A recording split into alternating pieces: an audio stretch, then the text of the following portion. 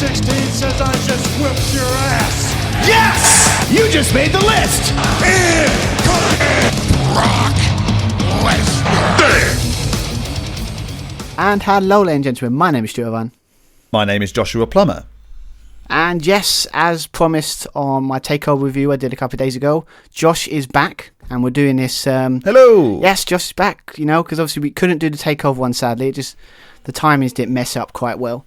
So, but we thought we'll come back for the biggest show of shows of the year when it comes to WWE, of course, WrestleMania, and obviously WrestleMania 37 didn't just have one night as well as takeover; had 2 nights. So our weekend was very busy, staying up very late, watching both nights of this show, and my God, I'm knackered, like, from watching them that weekend. Surely you're the same, right? Oh, as am I. And it's difficult now with it being springtime, it getting lighter around 7 o'clock in the morning or 6 o'clock in the morning.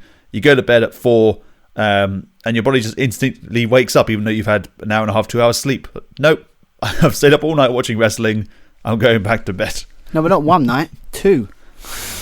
2 nights, yeah, really messing with the body clock. Thanks, WWE. We were just talking about this off mic as well, just before we hit the record button. Our thoughts on the two shows set up, the 2-day event. I'm not a fan of it. I'd much rather it be that one big show. What, 7 hours? 7 hours on a Sunday, just watching. Or 7 hours just watching pure. Just 7 hours on the Sunday. So, like, if you include the pre-show, and the whole thing runs for about 5.5 hours, and all the other matches, I guess, deemed not suitable for WrestleMania, not had the best build, just put them on the go-home edition of Raw or the go-home edition of SmackDown. Then you'd get a good go-home show. Yeah, I mean, it's kind of what he did, but yeah, I mean, one thing, obviously, when we get into it in a bit, but like, obviously, no kickoff matches. That was kind of refreshing. It was kind of nice. Yes. So that means I don't have to do that thing where it's like, well, just before we start, let's mention a match that I didn't watch because I don't watch the kickoff. This case, I could just go, we can kind of go straight into it. But before that, there's one piece of business we need to take care of before we get into talking about the show. Obviously, if you are a listener of or a follower on our Twitter, you would know that this is a big time for our prediction game. It's it was supposed to be 7, but participants, but I think was it Just Because won my NXT takeover, if I remember? They won the takeover, but they'd already qualified because they won the Survivor Series game as well. So we had a total of 6 competitors in the JSPL Mania main event for the JSPL Championship. We also had other matches, so we had tag team match, the constant rivalry between the 2 Sweet Stunners of Bottom Line Wrestling and 2 Sweet Wrestling, between ourselves, the establishment, and the Savage Land. We also had Retro Wrestling doing double duty, having to defend the JSPL briefcase, our equivalent of the Money in the Bank briefcase, as well as the Callaway Streak title, named after, obviously, The Undertaker, in tribute to his not infamous, because it was very good, famous streak at WrestleMania. Yeah, so as you see, he was very busy. Obviously, poor Josh, as always, has to tally up all his scores. It's not so bad. It's worse when it's Survivor Series, because that's just like, I guess that must be horrible. But oof. But yeah, so we thought we'd just, as always, as it's obviously kind of like this, like WrestleMania is for WWE. For this, it's like our season finale when it comes to our prediction. All resets after this, if I remember. So yeah, it does. So without further ado, let's before we get into the show, Josh is just going to quickly go through who won and who's going to go into the next season, if you want to go there, as champion, and who won, who was high score, all that kind of jazz. So yeah, Josh, take it away. So let's begin with I guess the mid-card championship. So the JSPL briefcase between holders Retro Wrestling going against Bottom Line Wrestling Cast. Retro Wrestling managed to retain the briefcase with the highest score of everyone.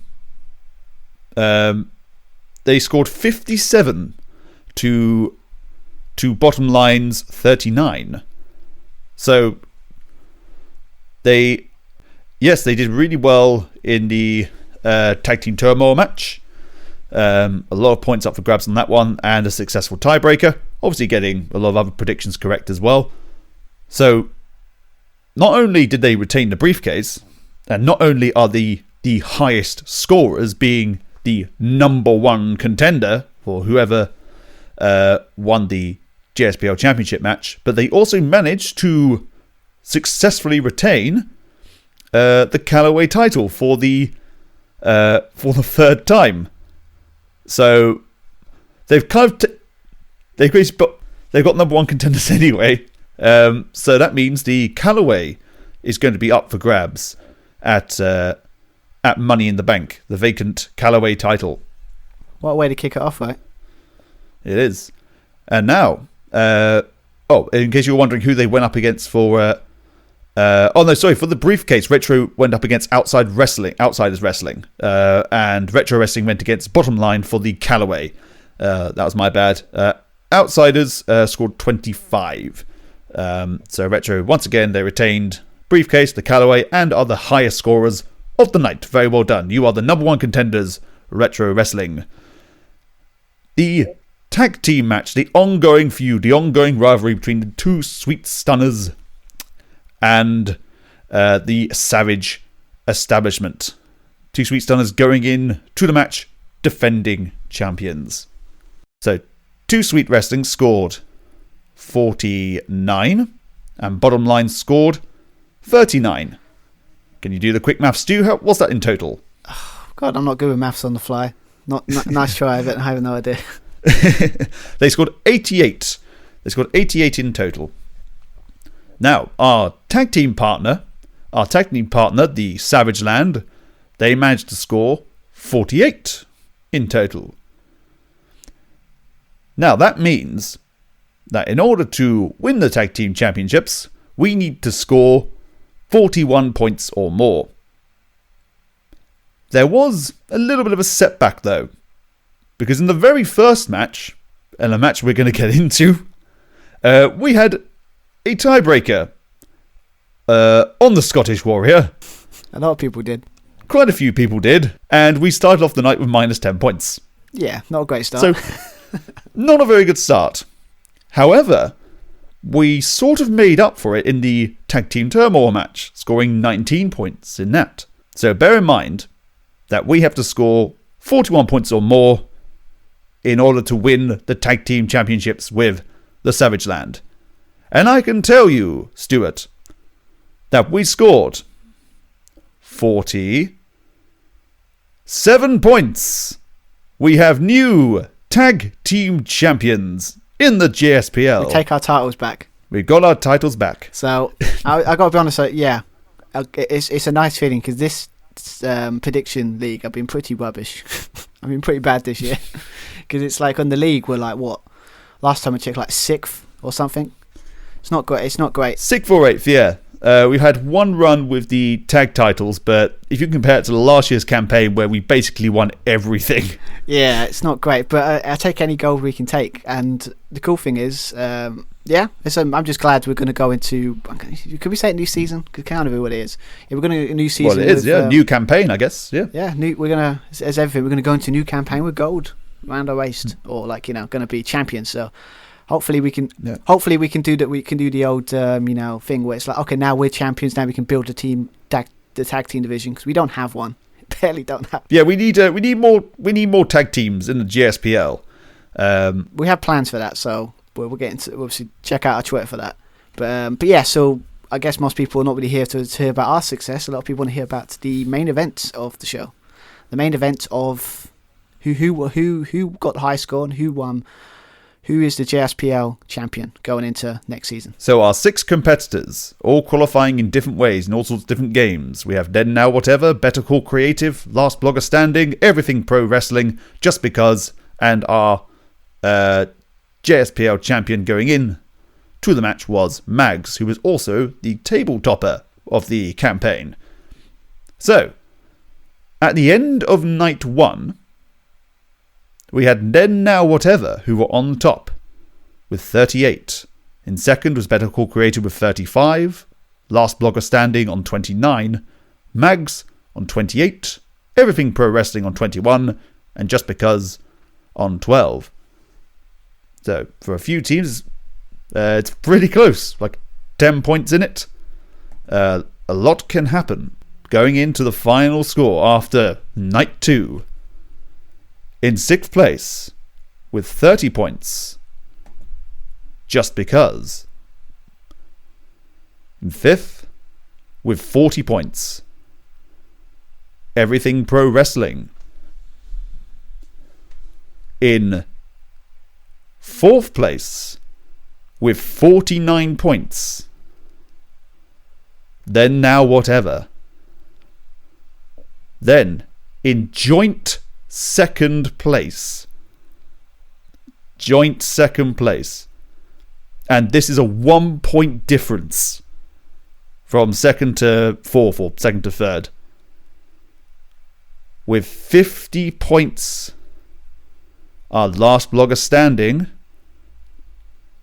and Better Call Creative.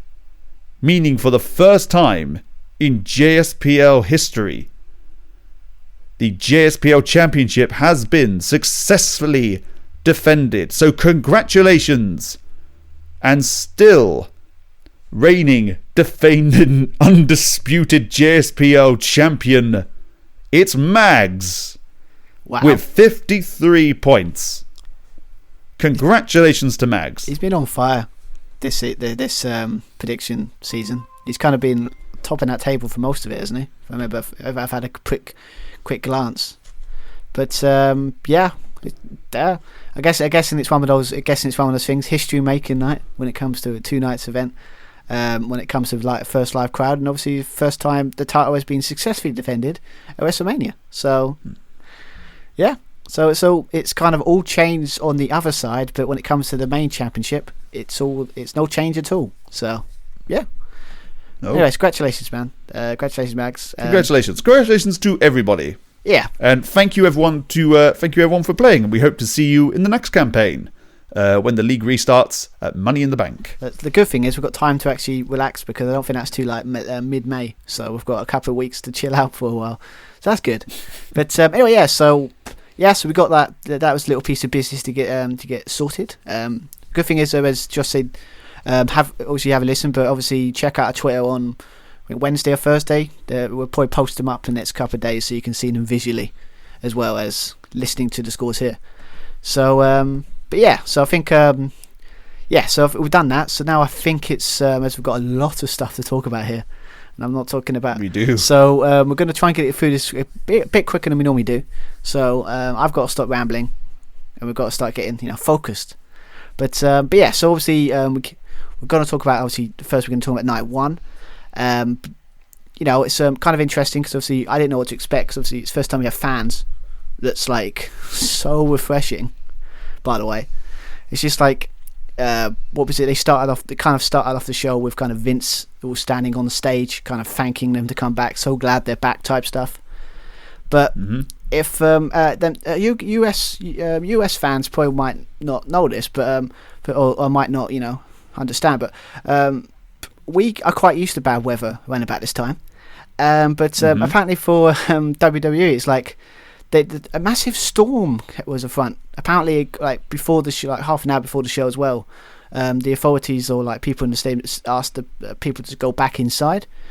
So because of that, we've had a thing where we had to wait for half an hour. So the show started at 1 p.m. our end, but we had to wait another 30 minutes because waiting for the storm to clear. So after that, we had a lot of really awkward promos of people going on the fly. But some very good ones. Drew had a good one. Kevin Owens had a good one. Seth Rollins' one with the new announcer was fairly entertaining. He was drunk. He was drunk. He was nuts. He was like, he literally, I could see a drunk man a mile away. I know that because that's what I'm like when I'm drunk. Like, hey man, how you doing? Are you good? I'm having a good time. Yeah. It's like, I know how it is. He was drunk or something's wrong with him. Or he's just really hyped. Maybe he's been talking to Mojo. He's really hyped for some reason. But yeah, so we had that. So awkwardness. We had so we had to wait for that. Then we had the really awkward thing with Titus O'Neil and Hulk Hogan on the stage. Hogan got booed. That's he literally did. Like he got booed. really awkward. It was in the sense of Titus O'Neil was like, he was really good. The chemistry was really off, and you can see with Titus O'Neil's smile, he was putting on that smile. It was like you can see it was a fake smile. Like you have to be happy, but really you don't want to be there, like next to this guy. That's what I got. That's what I gauged from it. But yeah, they were just as you expect, talking about trying to use weird pirate analogies because it's who got the pirate. You got your pirate ship, mate. You got your pirate ship. I got my pirate ship. We don't have Kairi Sane though coming down on a wire or anything, which I was a little bit disappointed about. But we got the pirate ship. We got fans back. Pretty good set as well. Yeah, I love it. They said that pirate ship on the top with the kind of the stage, and it's really cool. Yeah, and it's good to actually put some effort in, because last time we had a stage or WrestleMania with fans, they just put like a LED board or a massive screen, and that was it. And it was like, oh, that's very creative, not. But so obviously, as I say, no kickoff here. A lot of people, I put a poll on Twitter as well. It's just because I always do it because I'm up late. So a lot of people thought it was a mix between good and great, both getting 44.4% of the vote. 11.1 saying it was okay. But I kind of agree with the good or great this show. It's really good, I thought. Especially with the first night, when it had a slightly underwhelming card for a WrestleMania, and it delivered or over-delivered. Hence why the show was very enjoyable. I didn't know what to expect. As opposed to the other night, where it was a stronger card, but under-delivered. You could say that. Except for maybe the main event, of night 2, was pretty awesome as well. But I think I can agree with that. But because it's obviously the cool thing is we, for probably the first time in probably a year, we decided to watch wrestling together. Obviously, we video called ourselves on Facebook, and we watched obviously Josh was a bit out of sync. I was a couple of seconds behind Josh on his stream, but that might be because of my poor internet can't handle it. But basically, it's the first time we've watched the show together, kind of, for nearly a year. So this was kind of a big one. But it's kind of the gauge I got from the first night. It's like we come off saying, that was actually a surprisingly really good show. I expected it to be or not bad, but just feel like, oh, that was fun. But it's like this was, you could say, the weaker card of both nights, and it was really good. I think it's, I really enjoyed it. But yeah. So I guess we just got, again, we're doing it again. We just got to dive straight into this because there's a lot of stuff to talk about. But so obviously kicked off with the WWE Championship match between Bobby Lashley and Drew McIntyre.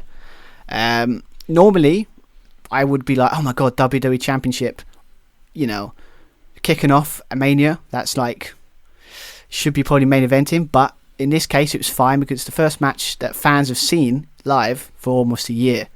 So I think as to kick the show off, it was the right call. I think right call to kick off night 1 with this match. Yeah, I agree. It was the right call. However, I like the idea that it's the first match, and Drew McIntyre is the first wrestler that everyone sees, because he's basically been the poster boy along with Roman Reigns throughout the pandemic.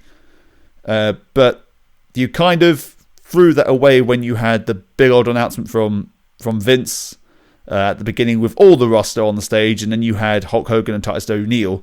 It'd been nice just to actually start, and the first thing we do is just stop mucking around. We're back. We're excited to see wrestling. Just get straight into it, and you get a nice big pop for Drew. He got a nice pop anyway, but it would have been magnified tenfold if it was literally the first thing that happened. I get the first one with the bit with the stage, because obviously it's I want to say thank you because obviously it means the world. But did really have to? Did you really have to have the hosts with Hogan and Titus O'Neil? No. You could sit there and say, Titus O'Neil could have done it by himself personally, because he was actually really Hogan was just kind of ripping off him, kind of, but he was really good. Hogan going arr arr arr arr. No. Yeah, so when we get to talk about night 2, you might skip talking about that because you don't want to talk about that. But obviously talking about WWE Championship match. Going into this, we were kind of, for me, the consensus was that this is going to be a match where Drew finally wins his title back, or gets his big WrestleMania moment, because he kind of won it last year, but no fans. So we're thinking, okay, Bobby won the title out for a couple of weeks, really cool, and then Drew gets the win. But Yeah, as will be stated in the prediction thing of everyone getting these minus 10s on the tiebreakers, that was not the case. No. It was one of those, what was that? The saying I was a surprise to be sure, but a welcome one. I thought with this match. Yeah. Because my disdain for it was just because of like, oh my God, my prediction's out the window. Not because I wasn't happy with it. I was actually really happy for Bobby because it's like, the guy's worked his arse off for a year during this pandemic, building up that group of the Hurt Business that obviously they split up for no reason. Utterly dumb idea. And then they've given him a WrestleMania moment where he goes. It's a rare breed that a guy with his championship goes into it and comes out as champion. They've given him that moment, and I love that. Drew will get his moment eventually because obviously Drew's gonna. I think there's a long-term plan for Drew, but yeah. Bobby Lashley, I'm just so happy for him, really. I think anyone deserves that kind of moment for all the hard work he's done. Obviously, it's him. Yeah, I agree. I'm really happy for Bobby. Again, it's a welcome result. It freshens up the title scene, so who now goes against Bobby, because Drew has basically gone against every credible challenger. So we're talking Seth, we're talking AJ, Bobby himself as well in the early stages of his reign. There's a lot of scope for Drew to build on. Like, will he take more of a kind of tweener turn? Will he go back to the Scottish psychopath role? Maybe. I do like that idea of him going like this. Like kind of turns him to be a bit more focused and intense. Like, you know, he's like taking people out. You know, because he does have that in his locker. I think that's what if you saw obviously with the kind of impromptu promos they did. With that kind of intensity he was talking about, like after they had to kind of force a confrontation between Bobby Lashley because they're running out of time. But yeah, that promo was brilliant. So I think you said on the stream, when we were talking on, when we were talking, he was like, do you think, it might have been somebody else, but would you rather have that? Would you rather have Drew on the chase or have the title? And I think for this case, it's probably a good thing that Drew McIntyre's on the chase. He's chasing the title because it might mean more when he wins it again. Maybe he might get it at SummerSlam. Maybe let him not have the title for a couple of months and then wins it at SummerSlam again or something. Let have a moment, maybe. Yeah, I think he's good with either or. Like, he was really good with the title. He was good in the chase against Brock. But whenever Drew is, I think Drew is a really good baby face. Like, seeing him try to overcome the odds is very entertaining to watch. Regardless if he has the title or not. But yeah, I think it's one of them cases. It's not like the kind of curse of the title belt that's in WWE, where if you win the title, it's like a death note for creative, because it's like they don't know how to book you when you win the title for some reason. I don't know why, but yeah, I mean, it was one of those things. It's like it was like you expecting one thing and then got the other. Where that's what a good surprise should be. Like you kind of you thought, oh, actually, I like this idea, but yeah, it was just quickly going to the match as a whole. It's like I said, it's as you expect, kind of physical, very physical, intense. It's not going to be a high flying stuff. Well, not high flying stuff. If you talk about Drew diving over the top rope, I think I had to ask you one time. He doesn't do that, right? I haven't watched it. He doesn't dive over the top rope, does he? No, he doesn't do suicide dives. He doesn't dive over the top rope. I think some other reviewers have touched on it as well. There was maybe an expectation to do like a Goldberg Cesaro, Goldberg Lesnar kind of match where big move, Drew wins. But it's kind of refreshing that they didn't do that. They just had a good old traditional wrestling match. You had Drew working on the arm of Lashley, making sure he can't lock in that hurt lock. Bobby beating Drew down, keeping him grounded. So once again, Drew has to fight from a disadvantaged kind of position. Drew locking in the Kimura lock multiple times. So maybe that's something we see. Maybe that's a new signature. Will we see him win by submission a few times now? Future Shock. It won't hurt, would it? Well, the Kimura would hurt, but but hurt in terms of adding to his arsenal, yeah. But the move itself, yeah, would hurt. There had multiple Kimuras. We had hurt locks, attempts. He's distracted by MVP. He misses the misses the Claymore, and then you would expect, like our big WrestleMania moment where when Lashley locks in the Hurt Lock, that's it, it's done, it's over. But it's WrestleMania, it's Drew McIntyre, he's the poster boy. He rolls up out of it. Okay, maybe this is the moment. Maybe he breaks out of it. No, passes out. Yeah, I mean, I think unfortunately I didn't take a picture. Your face, your reaction to it was quite fitting of everyone's reaction. He was like, "No, what? Did you just tap?" Yeah. Like literally, like it's like we were shocked. It's like the best kind of shock as well, as we stated earlier. It's like, yeah, I mean. Again, it's just it felt like he said he didn't do move after move after move, but they kind of like they did put like kind of things. He said future DTs. I'm sure Bobby Lashley done like a Dominator, you know, that old finisher we did. I'm sure we hit that. Kind of going to the well of their old moves, but realizing that who was gonna hit who was gonna get lock in their new finisher, and obviously it was Bobby Lashley that got it. Could obviously so yeah. Again, it just really protects that finish because they really have protected that finish over the year. So it's just again, I don't know more to describe this match. And really, I think Drew would have been nice to Drew to win, but sometimes it's just I think Bobby Lashley needed his time to shine, and I'm happy with this result. So I'm intrigued to see obviously tonight, obviously on Raw, to see where it goes because obviously, I would say one thing: put the Hurt Locker back together, Hurt Business back together. Why split them up? I do not know.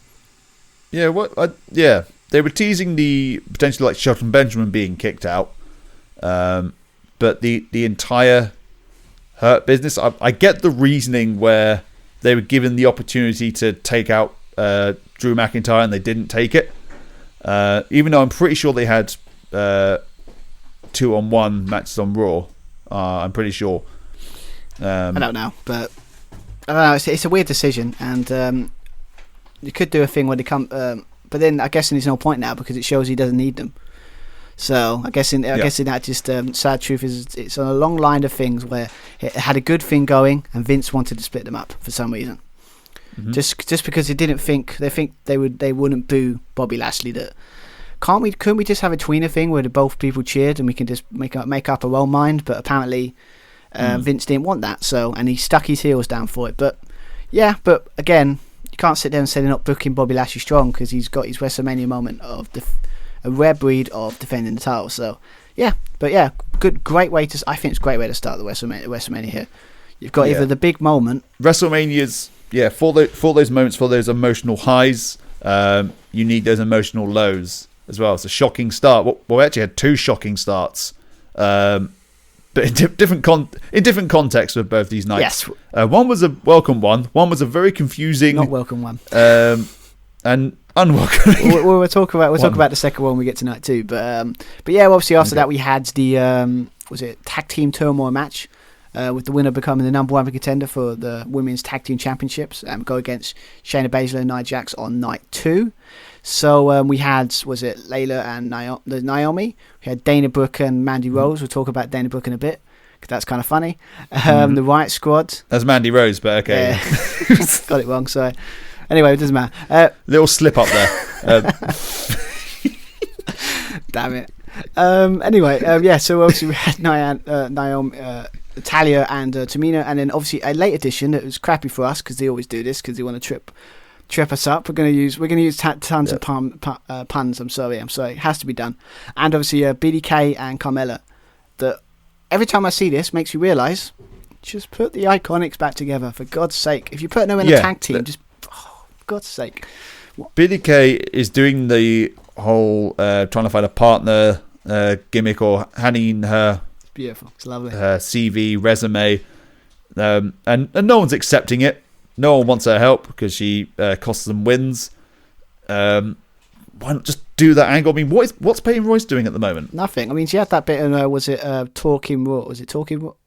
We had Raw Talk, and she cut that really good promo. It's like, I'm fed up with this. You're going to see the real Peyton Royce. Oh, fantastic! She's going to get that singles push. And she had one match against Asuka, I think it was, on Raw, and then boom, that's it. It's like. And then she's not on the show. I don't know, man. It would have been. I know the crowd would have popped if we had a situation where, Billy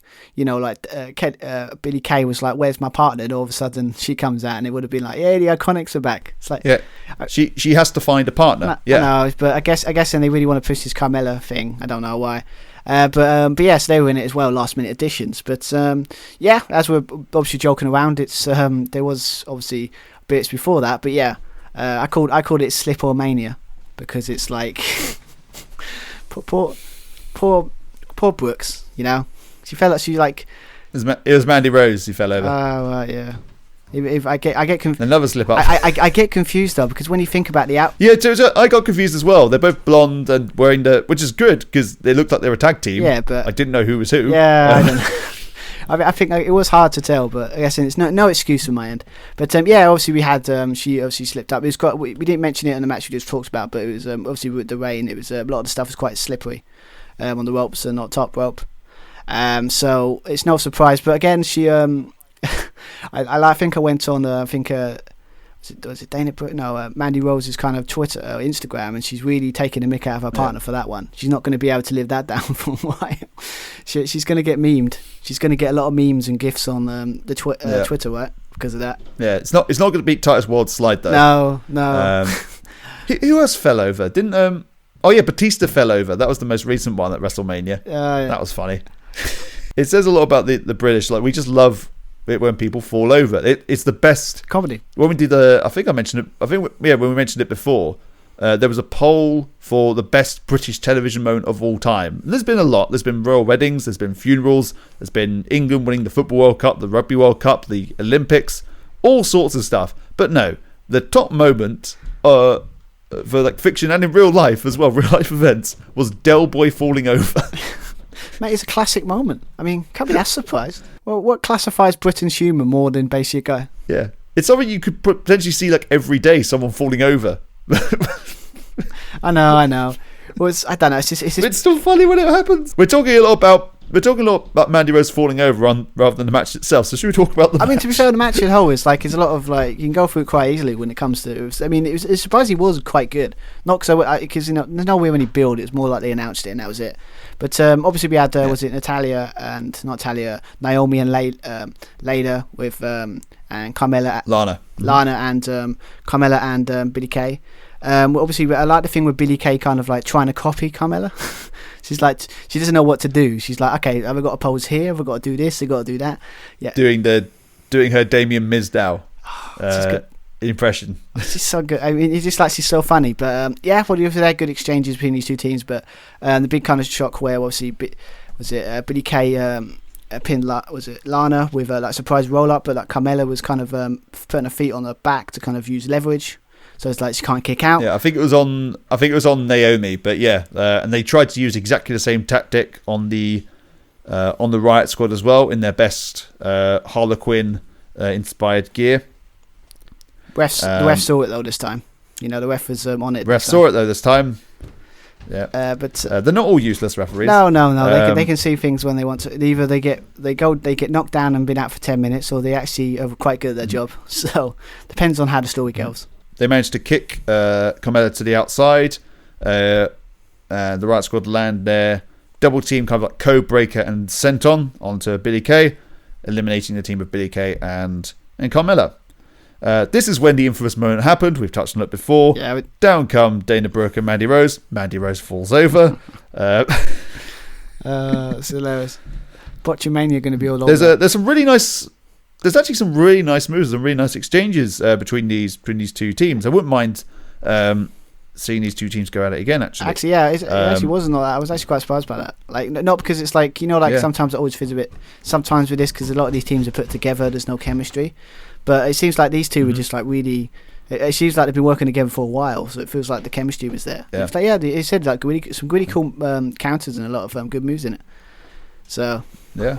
We had a big kick from Mandy Rose. We also had a blockbuster, a really good blockbuster from Dana Brooke as well, both on Ruby Riott. Ruby Riott's selling really well. Liv comes in with a hot tag, which doesn't quite get the reaction that it normally would. That it needed. There's a superplex from Mandy. This is onto Liv. We have a swanton bomb from Dana.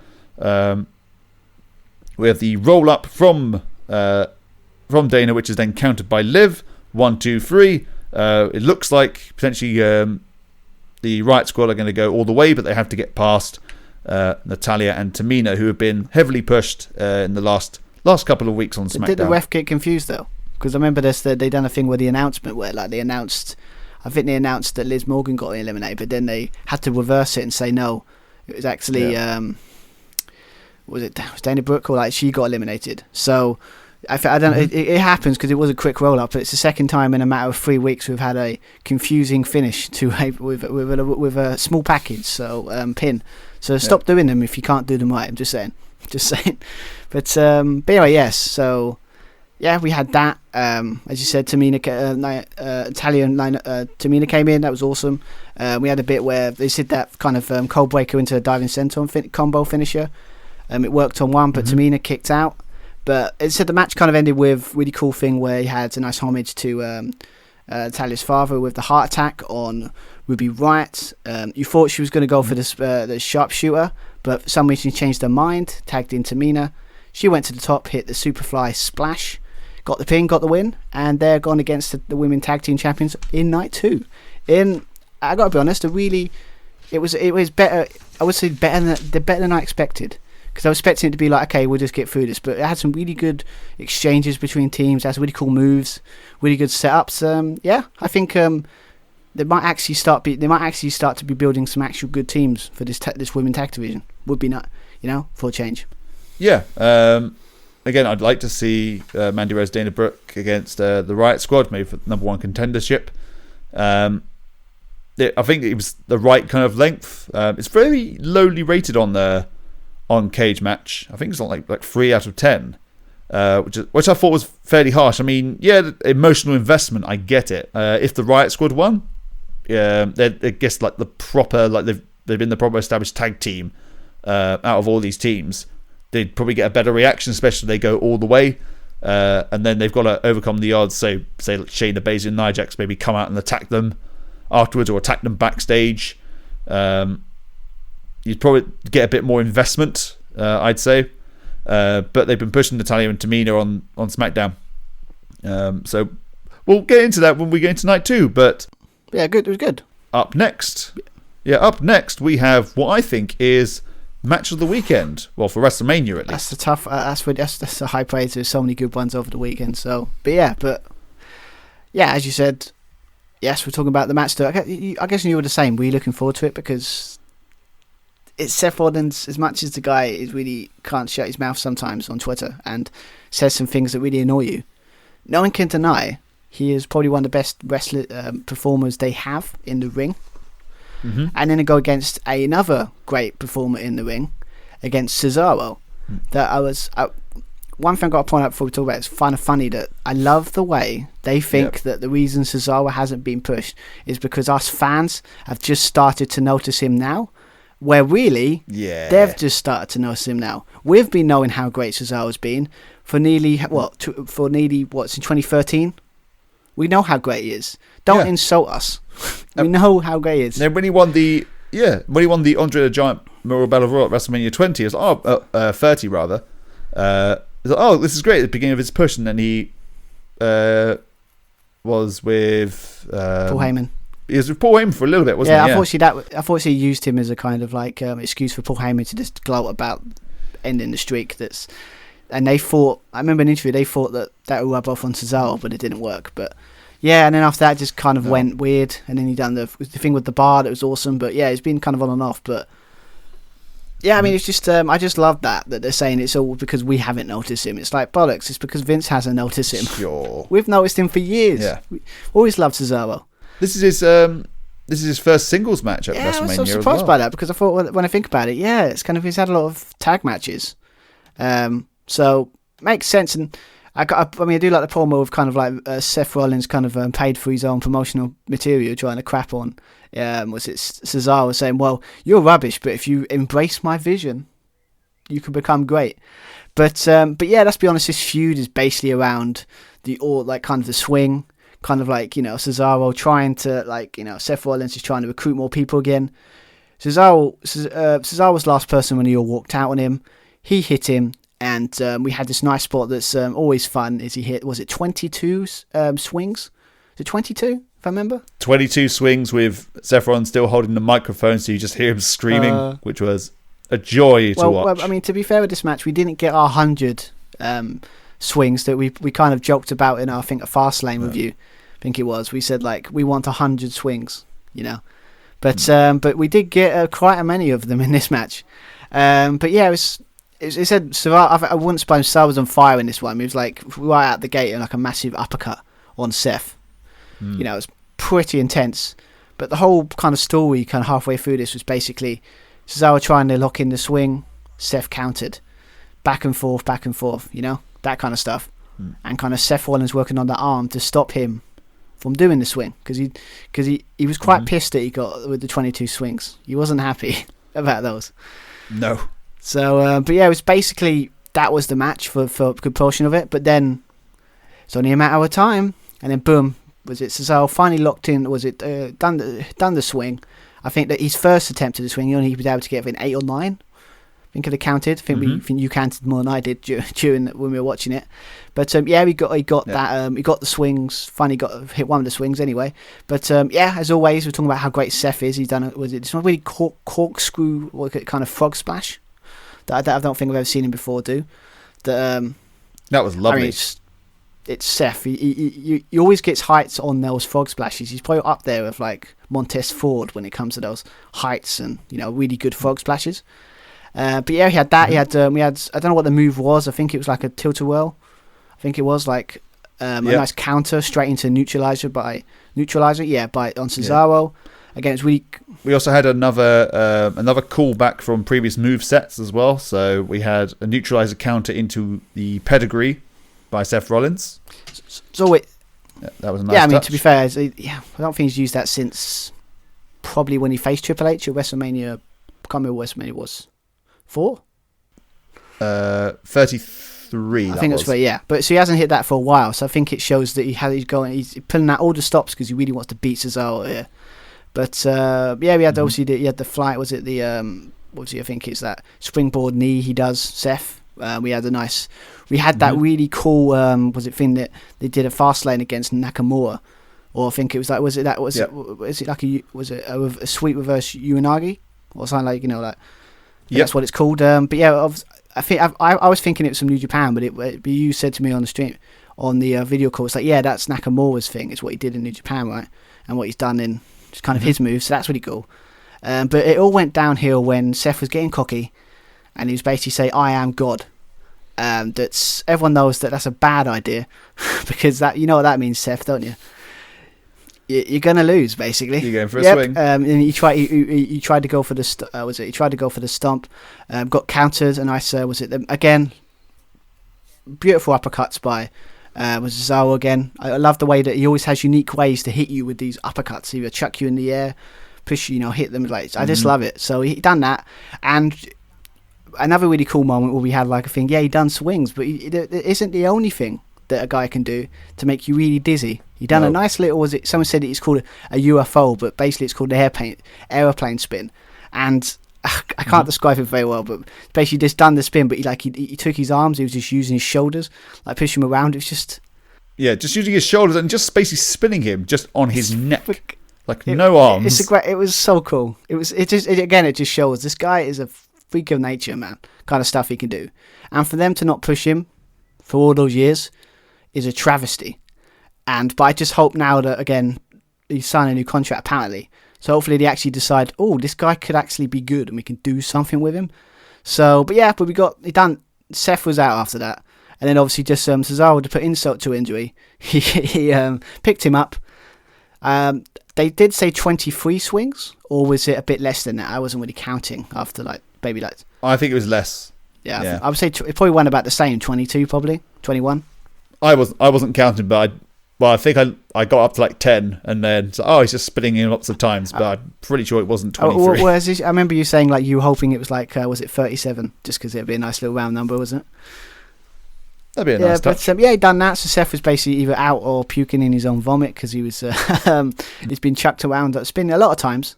So got him up, hit a second neutralizer, straight away as well, which I really liked as well, because the setup of it takes far too long. It's a little bit faffy, but locked in straight away. Boom, lovely.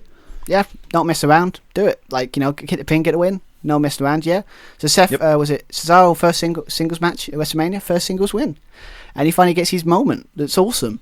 The question is now, hopefully this is not just a build up to WrestleMania and they don't know what to do with him. I'm hoping this builds up to a really good feud maybe for the Universal title at some point. Or, obviously we talk about in the night 2, obviously a certain Intercontinental Championship. Maybe you can go like a nice feud with, do a challenge for that, because I think there's momentum there. And I think there's a way that maybe we can build up like people like Big E, Cesaro, them kind of people to build up to actually challenge for that title. So it has a bit more than just the usual, like, Danny Bryan's edges and stuff. But yeah, I mean, I hope this is a springboard, an actual springboard to make Cesaro great. Like, actually use him would be awesome. But yeah, I would say possibly there might be a contender for the main event in night 1, but we could say it's up there with the top 2 matches of the night. Because it was just the back and forth, the exchanges, the counters by these two. They obviously knew each other very well. And it really paid off. And thoroughly enjoyed. I think they gave him like 15 minutes, didn't they? 12, 15 minutes, I think, for this match. Yeah. But loved it. I mean, it might be a list of matches to go back to if you do like an end of the year awards type thing. It's really good. So yeah, check that out. But yeah, so we got that. So after that high, we had a match that again felt forced with the Raw Tag Team Championship match between the new champions, the New Day. That again probably shouldn't be the champions, because I would have liked to seen Cedric Alexander and Shelton Benjamin being the champions, but it's the way it is. Going against some AJ Styles and a in-ring debut of Omos. Again, it's ironic that AJ has gone from being, as someone said rightly, fair enough, this is probably his weaker match he's had on WrestleMania. Is that a fair assessment? Yeah, you look at everyone he's been against at WrestleMania: Jericho, Orton, Shane McMahon, Undertaker's last match. I mean, yeah, he's going against the New Day, one of the most popular, most established tag teams in the WWE, but not the most fitting partner. I guess I'll go into Omos and like partnerships a little bit later on, because I have some thoughts on that.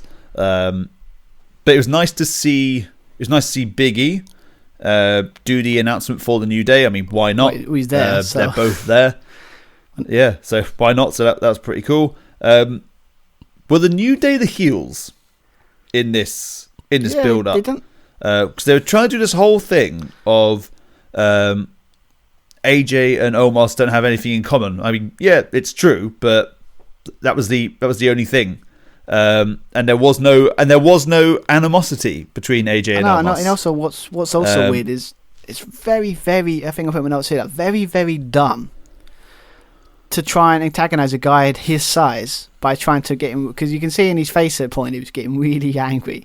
So yeah, is it really smart by the New Day to try and antagonize a guy that big? But if you're going to describe this match in a nutshell, it's basically AJ. It was basically a 2-on-1 handicap match for most of it. AJ getting out tag team by the New Day. There was some cool stuff in it, but basically that was the whole thing. It did have a bit where AJ went. I think when they're trying to do like really milking the kind of get almost into the match, where AJ went to the outside, tried to go round the ring so he can go back in so he can get the tag. But I think Kofi Kingston blocked him off with a drop kick. That was quite. But yeah, that was a bit strange. But it was all building up. They did.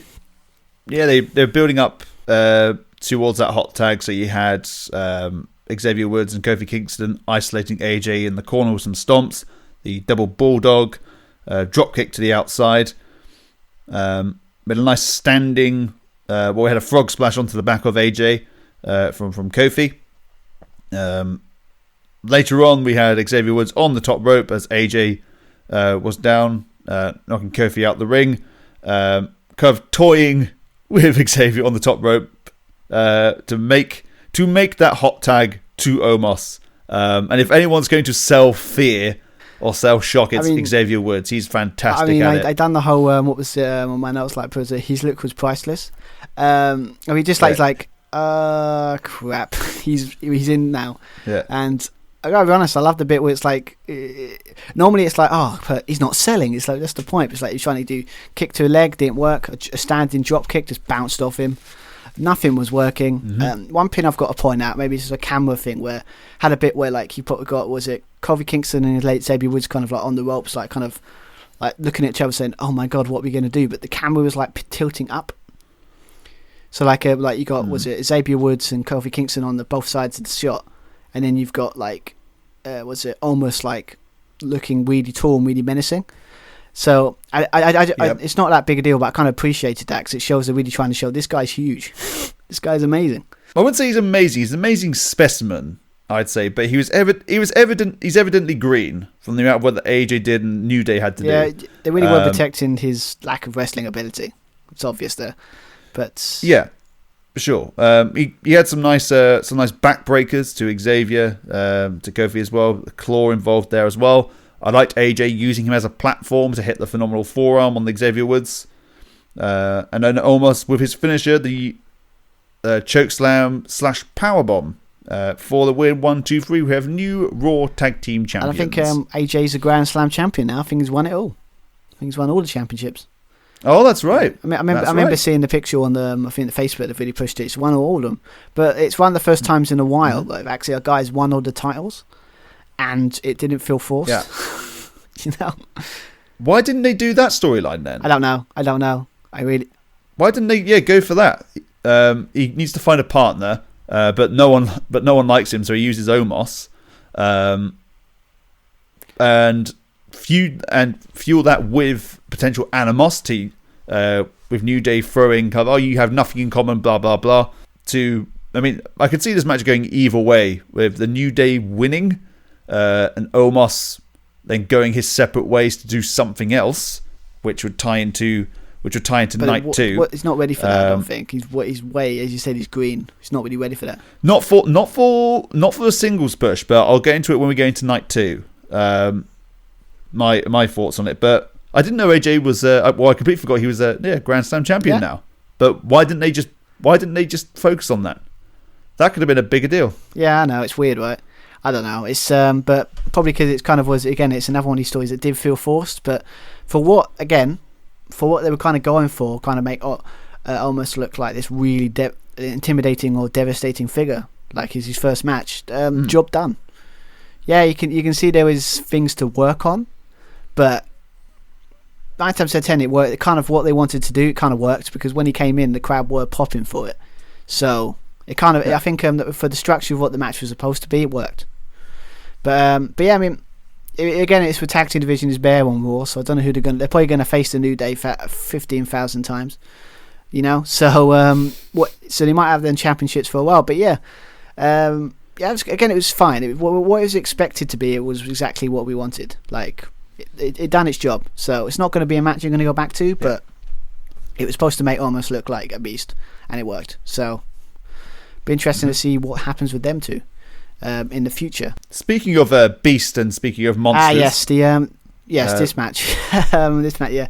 We've got we'll obviously next talk about the steel cage match between Braun Strowman and Shane McMahon in a story that again feels like, why Shane? Why are you teasing Braun? Because it's just fun. Okay, that's cool. Are you insane? Have you seen how big Braun is? But okay, Shane, if you want to get your death on it, okay. So yeah, and I see there's a lot of teasing. There's a lot of your report cards. A lot of you're an idiot. A lot of green goo for some reason. Yeah, they showed the report card. They showed the report card, and he's got D's and D plus. It's like, that's not stupid. That's just not quite passing. D plus is not bad. I mean, to be fair, I didn't get great grades when I was at school. I was getting like them kind of grades. So screw you, Shane McMahon. That's not dumb. Yeah. You know? And to be fair, he got his comeuppance, so, you know, technically it's all good. Braun was trying to kind of push it. They were trying to push it kind of like, if you get for this from, if you think seeing this storyline helps you, like, you know, overcome bullying, good for you. But for me, it feels like, it's another one of these forced ones that feels like it's really forced. Of kind of like, okay, this is like for like, this is like the stand up to bullies, and you should, you know. So obviously it's a thing, but yeah, we had the monologue and the moral like at the end before the final move. This is for everyone who's ever been called stupid. Like, yeah, I think we got that. I think that was I think that was evident what the moral of this story was. Pretty obvious, especially when you got grunge goose type stuff for some reason, because I know sometimes you forget it's a kid's show sometimes, but it's a bit too on the nose for my liking. But yeah, when it comes to the match itself, it was basically it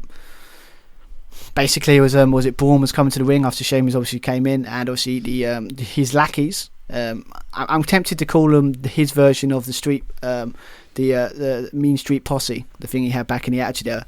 His version of it, I guess. Basically attacks Braun from behind with the chairs, attacks him, starts working on his leg, that kind of stuff. Puts him in the ring, and then as you expect, Shane McMahon had a chair and he's working on him, like the back, the leg. Obviously, it makes sense. Work on the leg, it stops him from hitting the power slam, as well as climbing to escape the cage. But for most of that, it was just basically either Shane trying to work on the leg or trying to escape when Braun gets up, or Braun Strowman trying to just basically get Shane McMahon, like, because he wants to throw him around and beat him up. It's basically what the match was for most of it. You had like a metal sheet that, again, I think Shane's been hiding all this stuff around the cage to try and use. Yeah, he had a few tricks up his sleeve. Elias and Jax being that insurance policy, that metal sheet. We were wondering what that little bag Both sides, was by the way. at the top. Yeah. We're wondering what that little bag was in the corner. Turns out it's a toolbox.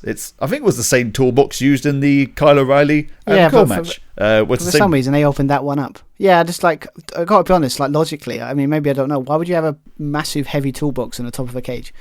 I think it was planted. Yeah, but I just like to think like it would have been nice if it was a bit more clearer that, like at the beginning, it's like Shane's like designed this cage to have for his advantage type thing. Maybe would have liked that being a bit more part of the story, so it's a bit more disadvantage for Braun, a bit more. But yeah, we had that. We had obviously we got the signature moves. We got the coast to coast minus the trash can. That would have been nice, or some sort. We had a chair. Why didn't use that? But yeah, so we got the patented coast to coast by Shane McMahon. You had we had a bit near the end where Shawn Michaels, that'd be funny. Shane McMahon climbing up the cage, and his goons trying to help him to get out. But Braun kind of like, doing like a shoulder tackle and knocked them off, knocked everyone out, taking them out. So they're out of the equation. But we did have this awesome kind of spot at the end where we kind of, Shane McMahon climbed over. He was literally 2/3 of the way down the cage. But the cocky bastard that he is decided to go put his hand. Surely you were the same. He put his hands into like a gap in the cage, and you were like, he's going to grab that, right? Don't put your hand in the lion cage. Don't put your fingers through the bars. Braun Strowman got up, grabbed him, so he couldn't get down. And this is a unique spot. I've never seen this in a cage match. He literally Braun Strowman just basically ripped apart the cage. Literally ripped it apart so he can bring him back into the ring. We decided and then kind of they climbed up to the top of the cage. And we were hoping, because if there's anything that's a guarantee with Shane McMahon matches, is he's going over, he's being chucked over a cage, or he's jumping off something. So we, as messed up people, were hoping that he would do either chuck him through the announce table or something, and then, Braun wins or loses because or do like a massive power slam from the top onto the ring. And then maybe it would have been cool. I don't know if it might have killed them, so maybe they shouldn't have done this. It probably would have killed him. Probably asking a little bit too much of how old Shane? What, 51 years old? But we are talking about. But then when I think about it, I'm sitting there saying, well, it was good. It was good enough for Mick Foley when he was chucked through the steel kit. The helm. I wouldn't say it was good for him. He's done it though. I mean, no, but it proves it doesn't kill you. I don't think it kills you. I don't know. But basically, that's what we're kind of thinking. Or some sort of power slam from the top, right? But we didn't get that. But it's still pretty cool, I guess. It's like, Braun just chucked him, from the top of the cage, landed, a nasty bump for Shane McMahon. So you're getting comeuppance. Braun Strowman didn't mess around. He came down from the top of the cage, brought him up, hit the running power slam, got the pin, got the win, conquered his bully, and no offense to Braun Strowman or Shane McMahon, we can now move on with our lives because this story as a whole sucked, but the match was okay. It was alright. But you just need to tick one box. Just throw Shane off something high, or he jumps off something high. That's it. And then And don't make Braun look stupid. No, I guess it's just it's an older story in time. Well, he's big. He must be big and dumb. So as I said before, the story was a rip-off of Big Show and Sherman in 2000, where it's like, you know, he's an idiot type thing, and he's making fun of him. But I guess we couldn't go as far as Shane jumping off the top of a scaffolding, because that wouldn't. Or we were there was because it was a cage match, but I was kind of like we didn't get anyone jumping off that pirate ship that you could, or at least fighting on it. So with cutlasses. Yeah, I know, but anyway, but yeah, so that was it was fine, good match in the sense of like it's a cage match. Obviously, it's ticked all the boxes. We got Shane get his comeuppance, so yeah, and when sometimes you need these kind of matches to kind of like calm the players down a bit sometimes. So I'm not against it. So yeah, so obviously we now after that we had the. I'm sure we had like some like the Hall of Fame stuff in there at this point, talking about, you know, the class of last year, I think it was, because obviously we didn't have it last year. Well, we did, but we couldn't show the fans. No. So we had that was cool. But then the next match was tag team match between The Miz and John Morrison going against Bad Bunny and Damian Priest. To be fair, me personally, I'm not really caring about the feud, probably for the fact that 3 weeks ago, The Miz was WWE champion. And now he's in a kind of a celebrity kind of tag team match with Bad Bunny and Damian Priest. Yeah, this was the co-main event. You know why they did it? Because of the celebrity appeal type thing. Yeah. He's got how many billion streams on Spotify? Okay. I still haven't heard of you. I still don't know who you are. But that might just be because, again, it's like anything. It's not really my... I don't know. Maybe I think he's famous in like Mexico, maybe. I don't know. It's not a big deal. Basically, they're just big, you know, eyes are on the product. Apparently, the cool thing about this, Bad Bunny has been training since Royal Rumble, like day in, day out, since Royal Rumble, training for this match. Mm-hmm. So you got to respect that kind of commitment. He wasn't just coming in like thinking he can just own the place. He was actually trying to train, so it actually would be quite good. That I kind of like. But yeah, obviously at the beginning we had this it looks like the Rosebuds have come back but cloned themselves 19 times with the bunny costumes with Miz and John Morrison coming out with that terrible rap song, Hey Hey Ho Hop Hop Hop. Hey Hey Hop Hop, yeah. It also reminded me, because I've just been watching the latest series of Brooklyn Nine-Nine on Netflix, and they had the Halloween heist, and they were all dressed in bunny costumes. So I'm thinking, oh, where's Jake Peralta? That would be interesting. In the Brooklyn Nine-Nine, the next that would be cool. I gotta be honest, that would be matchup. Oh, that'd be amazing. Yeah, get Rosa against Io Shirai or something like that. That'd be great. That would be fun.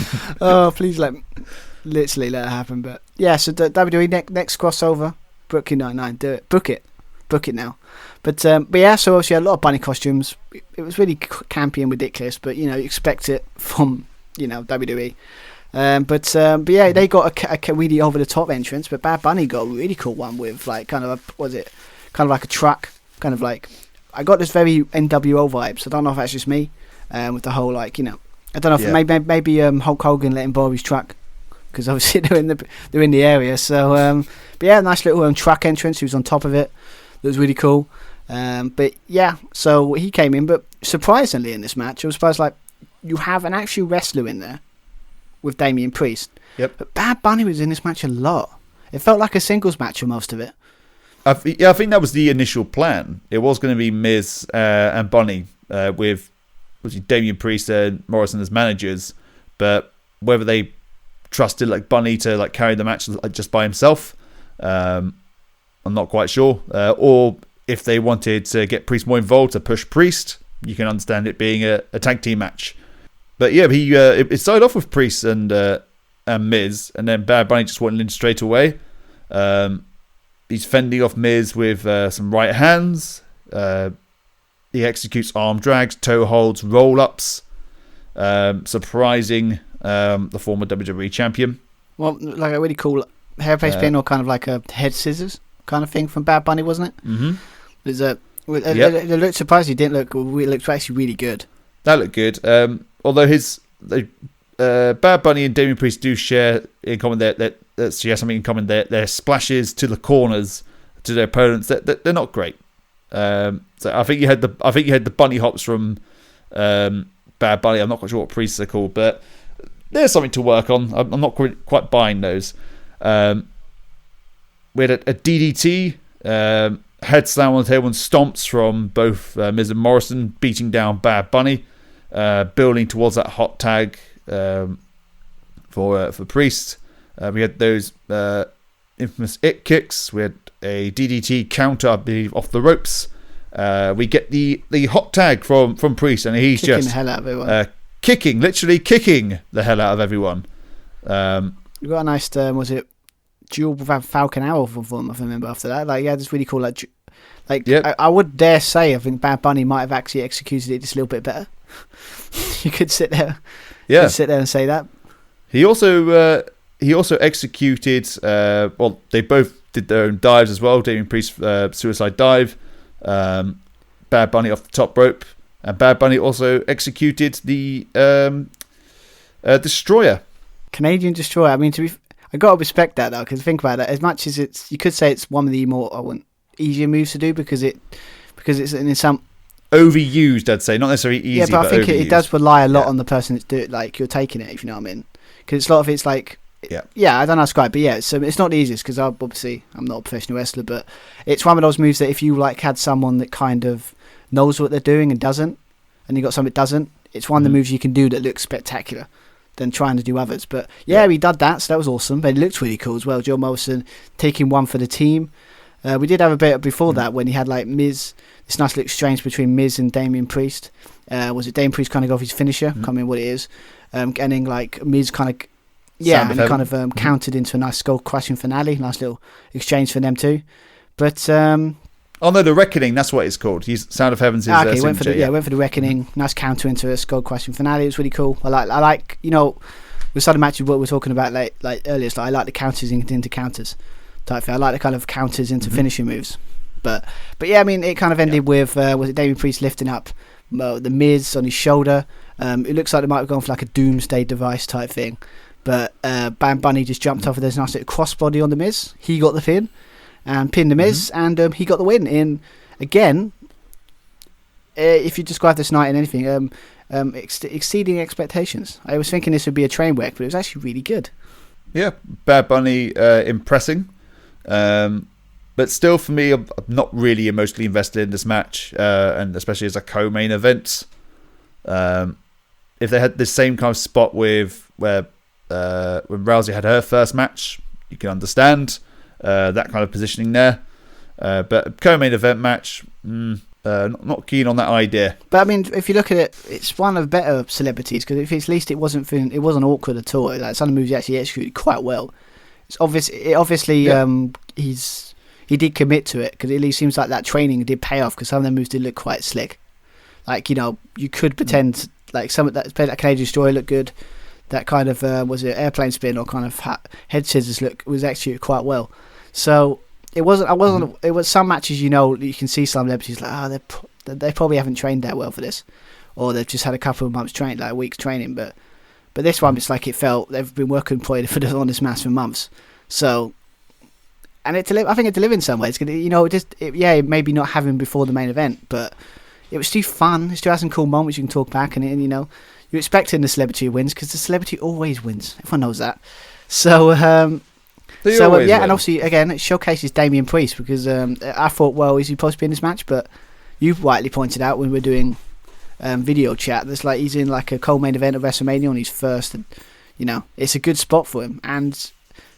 It's great for Priest, absolutely. I said before, I'm kind of worried though. I hope they have more plans for him and just like this is it, and then just forget about him. Because again, if you watch any of the matches with Gargano in NXT last year, he's actually got the guy's got tons of potential, and if you use him right, he could be another big star for you. Hopefully, but yeah, it was a fun match. It was entertaining. It done its job. Had some cool moves, cool moments, and yeah, I wasn't going. That was rubbish. It was fun. And that's all you want in a match sometimes, isn't it? It was fine. Yeah. But kudos to Bad Bunny. Obviously, that hard work paid off. Yeah, really good. Yeah, so now we get to... Here we go. We got to the main event of night one of WrestleMania 37. You there was a lot of debate about this one in the weeks leading up to this about what should main event night one. There was a lot of talk maybe, but was it the Bobby Lashley and Drew McIntyre should be, because obviously it's quite a better kind of story kind of. But a lot of people were sitting there saying that this match, of course, was Bianca Belair and Sasha Banks should main event night one. As you probably pointed out before we recorded, of course, is that it makes sense because obviously put both of the Royal Rumble winners in the main event of both nights makes sense. So and any winkling of everyone going, well, they don't deserve to be in the main event, was completely crushed when you actually watched the match, because my God, this was amazing. It was exactly what I thought it would be. You know, obviously, yeah, it's like it's exactly what I thought it would be, because I knew their styles would match well, and it really did. Yeah, I thought they were going to mesh well, had good chemistry, but with Bianca Belair having the strength advantage, which they showcased in this match. The only thing I wasn't expecting is there's a lot of crying to begin with. I mean, to be fair, I mean, come on, man. I mean, I know some people like that, but it's her first main event, and it's in front of a crowd. They probably haven't seen a crowd for a year, and it's like it is a big moment, a big deal. So, I mean, some people might go, like, they're crying again. But it's like, it's a big moment. Sometimes your emotions get you, like with stuff like this. It's really cool. So, I'm not gonna. It's just, it just shows that how big of a deal this is for me when I saw them cry. I think it just shows like this is huge. But yeah, I mean, I get it. I mean, to be fair, yeah, you got Bianca Belair's like, I think Sasha Banks done a better job to hold it in than maybe Bianca Belair did.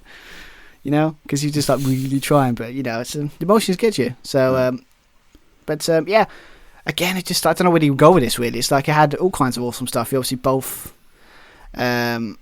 You had we had this bit early on when he had, like, I think Sasha Banks actually did like a suicide dive that didn't make me cringe. That was nice. I think I put like the best one I've seen her do for a while. She actually got a nice height on it this time. Yep. But you think, okay, you've done the suicide dive, but again, as I love the way that in this match they really showed the strength of Bianca Belair, because she caught her, lifted her up like this. She caught her, lifted her up into like a press slam, and then walked up. I loved it. Walked up the steps, lifting her, you know, and a press slam, and then slammed the back in the ring, Sasha Banks.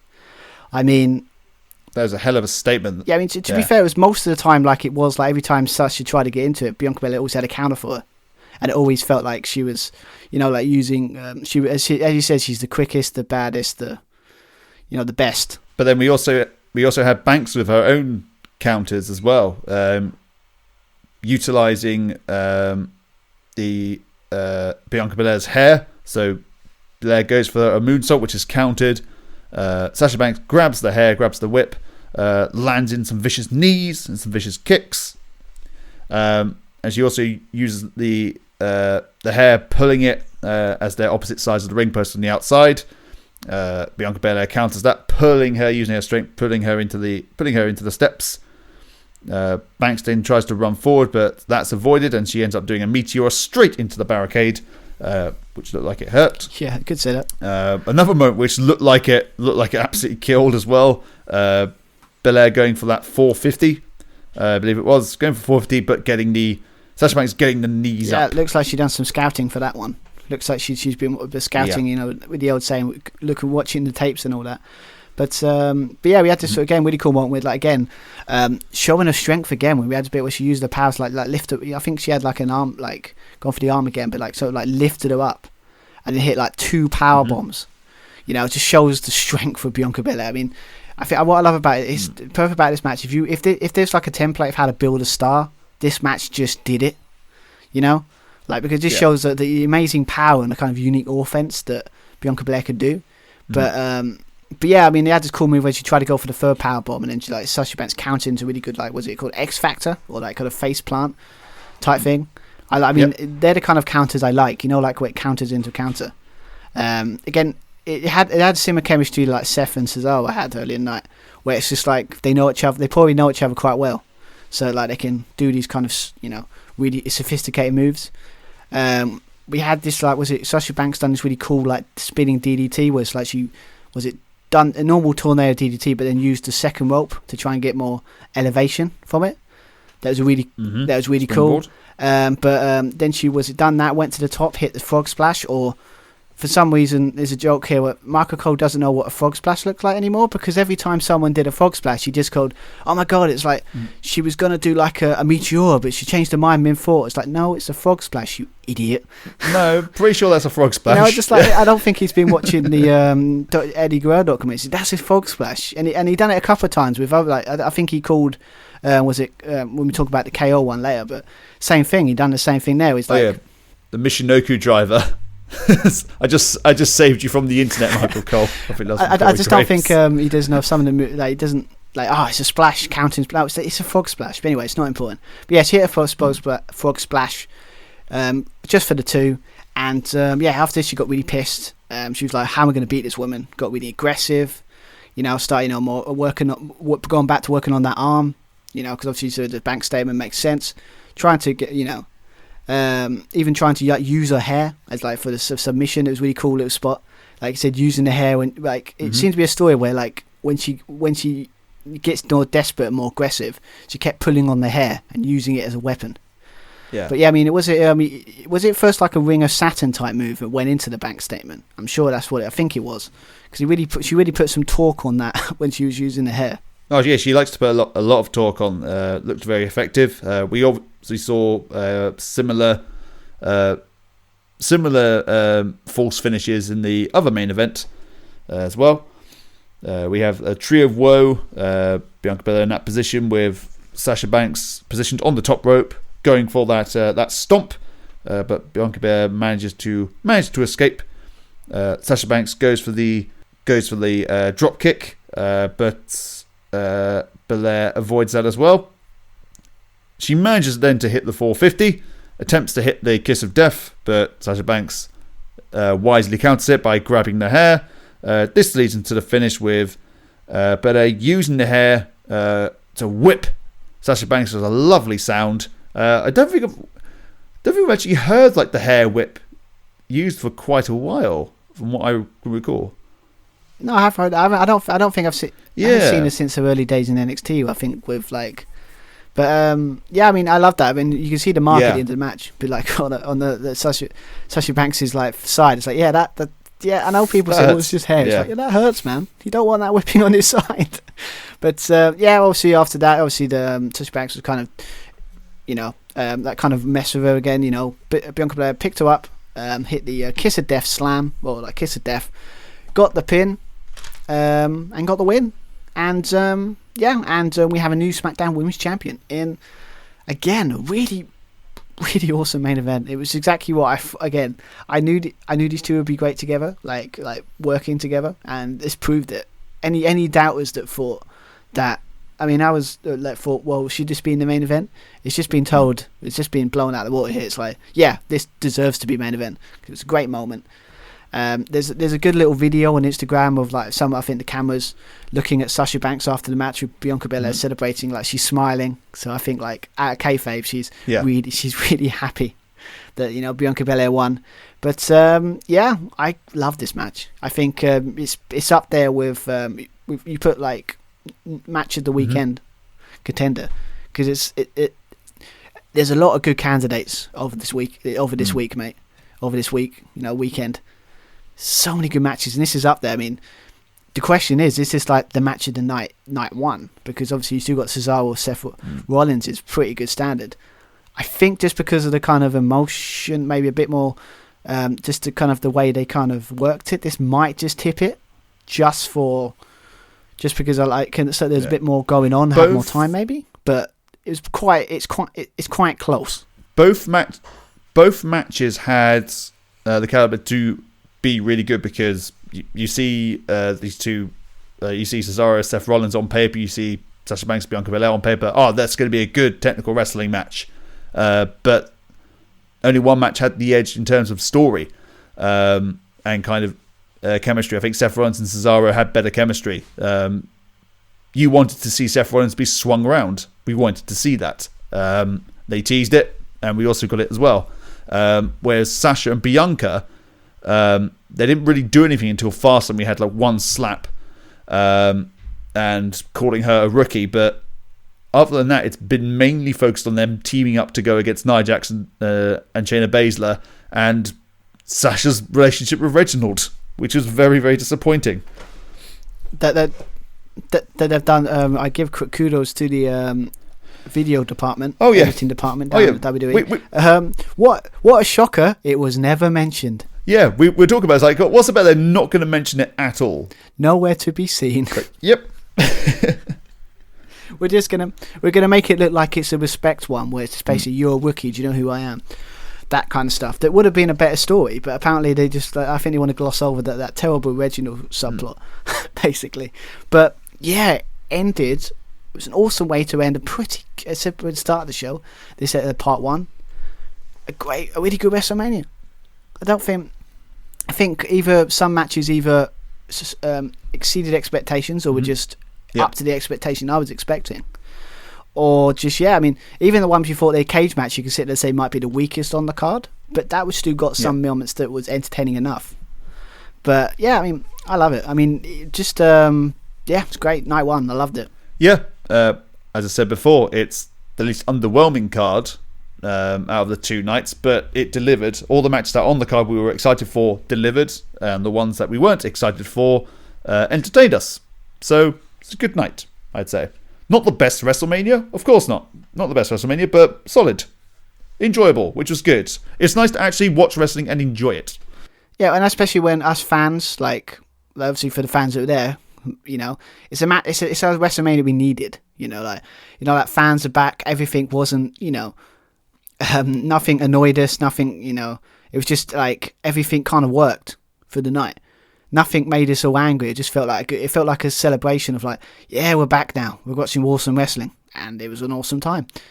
But yeah, obviously we talk about night two that might have the opposite reaction, but we'll talk about that in a bit, just in a bit. Anyway, but yeah, obviously that's night one. Talked about night one.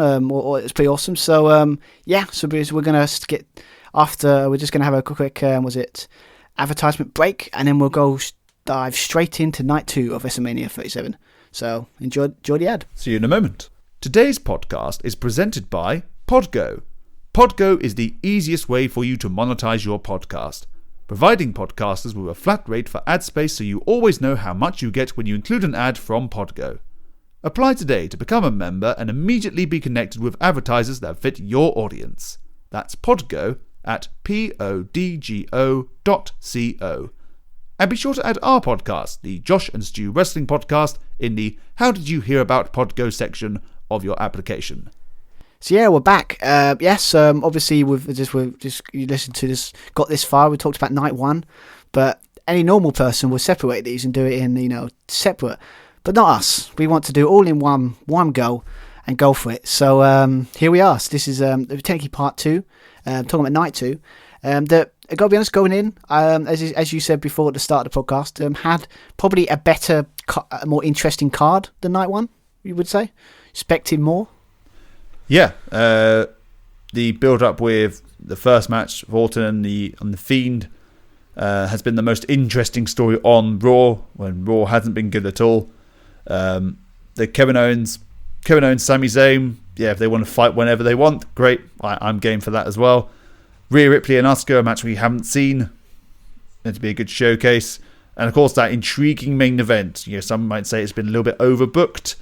They probably could have gone with a different route, but it made for good talking points beforehand and afterwards. We didn't know which way it was going to go, so there's a lot more intrigue for the second night. Yeah, especially the main event as well as you just matches like Sami Zayn and Kevin Owens. You just again said let them fight whenever. Don't care about the story. Just let them fight. It'd be great. But yeah, we had I was intrigued as whatever this Nigerian drum match was. We could say I was kind of disappointed because it was basically a glorified street fight or no DQ match. But okay, but yeah, it did have. Yeah, I think it was out of all the when you're looking forward to WrestleMania, most of the stuff that I was more looking forward to was probably on night two than night one. But I guess because night one was probably, they had to kind of not stuff it because it's the first one back. So I get it. But after night two, I think someone described it quite nicely on Twitter. It's like night 1 reminds us why we love wrestling. It can be really good. But night 2, I think, reminds us of why it annoys us sometimes. Like, really annoys us. Yep. Because there are some interesting choices. I'm guessing with and with the Twitter poll I put out just after the show, probably much choice kind of put people's opinion on it, kind of put across that no one really knew what to gauge with this show, really, what to think, because you had I put obviously another Twitter poll put up. I ever put if it's great, good, okay, or bad, but the other one was quite clear cut that it was between good or great. This one, not so much. It was what we had. What was it? It was 20% great, 30% good, 25% okay and bad. So I don't think they've kind of gauged toward it was a good night, but they didn't know. I think I got 16, 18, 20 people voted, so very confused about what to think of the show. Very confused to think about the ending of the first match, and we probably know why some people has voted that it was a bad night, because it did not get off to a very good start. No, I mean it's just it's Wrestling 101. Well, my Wrestling 101 may be different. Is that you've got to kick off the show with something big, shocking, or something like best match, or something that's going to get the crowd. Well, we got shocking in both senses of the word. Yeah, but we didn't get. Maybe not shocking in the way that I guess us fans wanted. But yeah, obviously in the first night they done it right with the WWE Championship match, made sense. Kick it off with a title match, get Drew, it made sense, got everyone happy, it was good. But this one, not so much. Yeah, I mean, as I said going in, if you've been listening to our podcast for a number of months since this feud started, Firefly Funhouse match, we've been calling on it for months, and obviously we didn't get that. No. We didn't get that. I feel because I find people sit there and say we don't need those now. It's like I don't care if you need them. It would have been great. It would have been better than this. Hell yeah, it would have been better than this. When they started off just in the ring, I thought, okay, where are they going to take this? They've got that Jack in the Box thing where someone can pop out at the top and at the sides. They go in. It's a magic portal, magic place that then takes it to the cinematic universe, into the Firefly Funhouse. Bit of both. That's what people were expecting. They were expecting that character assassination of Orton. Because we got an awesome one last year with John Cena. I don't get it why they didn't. One of the best bits of the build was when the Fiend embodied Randy Orton. So Randy Orton's eyes were black, and Orton was basically talking to himself, saying that you will come face to face with everything bad you have ever done. It's like, yep, well that's a prelude to Firefly Funhouse, surely. But we didn't get that. Not at all. No, we just got a standard match with just a bit of spooks in there and a bit of weird lighting, and yeah, I mean, I don't know what describes match. I mean, starting off, obviously we got weird thing is I've noticed we'll talk about in the main event here, but I think Randy Orton and Edge have been going to the same tailor, because they seem to be having they both wear white on this night. Was it Randy Orton and Edge? That again, you kind of maybe that's alluded to. Maybe they're getting back together with Rated RKO. We can hope, because that would be awesome. Maybe they're getting back together. Maybe it's symbolic. It's white hat, black hat. So I'm the good guy in this. Yeah, maybe they're like, I think they're good friends. So maybe they just had the same idea. But yeah, it's one of the little things we noticed. We had the Bray Wyatt kind of kind of walking down his tunnel in his entrance, and then kind of regenerating kind of thing. Yeah, I have some thoughts on that. We'll get into that in a second. That regeneration, I have some thoughts on that. But it started off as we wanted it to. The Fiend emerges from that giant Jack in the Box, does the taunting. He dives onto Orton, does the infamous neck break, which I quite like. The mandible claw on the outside going to the inside. Orton trying to hit his signature draping DDTs, which the Fiend just no sells, just gets straight back up. It hit 3 of them, didn't it? Hit 3 of them, he just didn't no sell them. There was a nice little, I think it was more of his laughing. I think it was more, there was a nice salute to Brody Lee. Mm-hmm. I think by the Fiend. I think it was more about the close up, and I think it was the laugh. You know that laugh he used to do when he was with the Wyatt family. I think might have been that, but yeah, it's like a nice tribute to him because obviously that's Stu. Every time we say it, it's too sad. But yeah, it's just basically. It's really hard to just like watching this back and highlights, like figure out. It's just basically Orton. We've seen it before. Orton trying everything, Fiend no selling it, and then I have to admit during the match we did say, "Where's Alexa?" So I'm trying to think. She just sort of stood there for a bit and then she disappeared, and I was like, "Oh, where did she go?" Obviously we knew where she went after this because it looked like I think it was was it the Fiend hit the mandible claw on Randy Orton. He was just setting up to go for the Sister Abigail. Looks like he was going to win. And then all of a sudden, like the fire, like I'm guessing they're ripping off Kane here. Fire coming from the ring posts, kind of like, Kane-ish. And then you got the Fiend turn around and you've got Alexa Bliss on top of the box, or the Jack in the Box. Basically changed her outfit and she had this weird crown on her head and it kind of like dripped out kind of like the black goo they were doing for the whole feud. Fiend turned around and looked. Obviously, I can't really say he was shocked because I can't see his facial expressions, but he was a bit like distracted by Alexa Bliss on top. But then obviously he turned around, RKO out of nowhere by Randy Orton, got the pin with one RKO. Yeah, you can set the man on fire, he dies, but you hit one RKO and he doesn't kick out. Everyone kicks out of one RKO now. He's a Fiend. I know. Like, how many curb stomps did he take? I think I remember. But anyway, but the point is, yeah. No, it was more than that in Hell in the Cell. Might be 5, 6. Might have been, actually, yeah. I can't remember. I try to erase that from my memory because I really don't like that. One RKO. Not even a punt to the head. A punt to the head I could maybe understand. Yeah, I don't know. And then obviously after that, it was just like, and Randy Orton got out of there and it was just a lot of stare downs between him, the Fiend and Alexa Bliss. And then we're like, okay, where are they going to go? Are they going to go somewhere? Like, it's going to go into a thing. But then all of a sudden, lights went out. Lights came back. They're gone. And lots of booing. And they quickly cut away from that. And then it's just like all the goodwill they probably set up in night one. It's like, yeah, here we go. We're back to normal. Us booing stuff we hate. It's like, here we go again. Back to normal. Welcome back, fans. We're fucking up the Fiend again.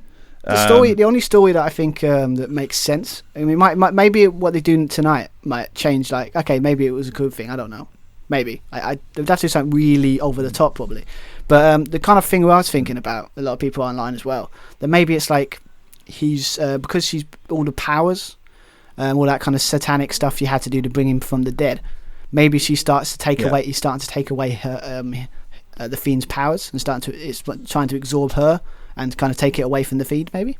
Yeah, the Fiend has been embodied into Alexa Bliss. Alexa Bliss is now the Fiend. Yeah. Which I can see that. I can see what they're trying to do with that. But the way it was done, like Orton just winning just like that. And two thoughts on it as well. So, if you want to take power away from the Fiend, well, first off, he's dead. So, he's already technically... what's the word?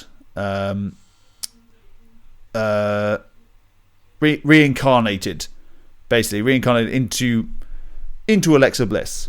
As well as that, why would if Alexa Bliss wanted to do that, take the powers away, or the Fiend take away powers from the Fiend, I guess, why would she want to bring the Fiend back? And also, why would she use the Jack in the Box to regenerate him to his previous state, where he was at his strongest? I don't know. I mean, it's even a more messed up thing where, I remember, yeah, basically I saw a thing online, I don't know if it's a joke or something, maybe like Alexa Bliss was helping Randy Orton? Maybe? I don't know where the logic is at, of course. I'm not saying it's logical, but it's trying to find logic in a story that I finished. It doesn't, I don't know where they were going with it. I don't know why. But after all that torture to Orton, then actually, oh no, I'm going to help you. I know, right? Unless she just wants to continue playing with Orton, and she just wants to if she wants to keep the powers for herself, for her own gratification, maybe to torture Orton and torture everyone else. But if the Fiend's there, he's in control of that, and she's not. I don't know. It's just, I don't know. I mean, I think the point is, it's like they were building up for this match to be like Orton finally gets what's coming to him after this, and then he doesn't. Yeah. So it's like, okay, or like, but you're extending the story for what reason? That's what I think a lot of people are confused. Or you've just or you've just gone, okay, boom, Orton's out of the picture, he's won, good for him, and then kind of have a feud between Exodus and Fiend or something. I don't know, but like that makes no sense either, because like you've built all this stuff up to then Orton would just win it, and then that's it, anticlimactic. And just like that as well. I don't know. It'd be interesting to see what they do on War tonight. They got some explaining to do. Yeah, but as I said, my notes here. What bad way to start the show. Gotta be honest, terrible way to. Yes. But next, obviously, after that, we had obviously we talked about Night One. We had that tag team turmoil match to determine who's going to be the number one contender for the women's tag team championships. Obviously, Natalya and Tamina won that, so they faced off against champions Shayna Baszler and Nia Jax in the match we're just about to talk about. So I feel sorry for the women here, because they've just got the fans have just seen utter bollocks with that kind of really disappointing ending of a match that we thought would be good. Now follow that. The fans are pissed, and now and then put in the second, like putting second on the card. But I mean, to be fair, if you look at, I feel sorry for a little bit, because it's like the fans are probably really like still a bit. We were when we were watching it. We're kind of still on the kind of. Was it still thinking about what about that finish? I was like halfway through the match. Oh yeah, but we did pay attention, because we're not completely terrible fans. But but when it comes to this match, it was like similar to the women's match night one. It was quite good. It was too fun. It had some good moments. You had like, I think Naomi team were doing like some slingshot kind of super kick combos type stuff. So Shayna Baszler's knee to like Natalya was it's up there with Sheamus's one. Like when Sheamus hits that knee, it sounds awesome. Shayna Baszler one here, like I think it was like sounded. Oh, that one's gonna hurt on the jaw, isn't it? With that one. But I think the big spot we had was kind of the situation where I think what was it? They were kind of fighting at the. Was it Nia Jax was like trying to do a Samoan drop? I think for maybe Tamina on top from the second rope. Yep. But was it they kind of Nia Jax? Was it Natalya and kind of Tamina kind of like I can't describe it. It's really weird. Like it was sort of like they kind of pushed them off, and then kind of Nia Jax went to the top, and then she was going to do a cross body, but like they waited there just a little bit too long. So it's obvious they're waiting for it. It felt a bit. That's just a bit bad. The camera wasn't supposed to show that part, but you couldn't exactly cover it. Yeah, but but yeah, I mean it was a good crossbody. I mean everyone got crushed with that by Nia Jax, but yeah, it was a really cool moment. You had a little bit earlier on Shayna Baszler working on the knee of Natalya, Nia Jax coming in working on the knee as well. Natalya selling really well. The pain inflicted on her knee or knees, so that was good. Shayna then tries to do exactly the same thing to Tamina in the corner. We have a frog splash attempt from Tamina, which it's not a splash, which we saw for is it not a frog splash, just a splash? Yeah, snooker Superfly splash. That's the one. I keep calling it frog splash because the frog splash is constantly used.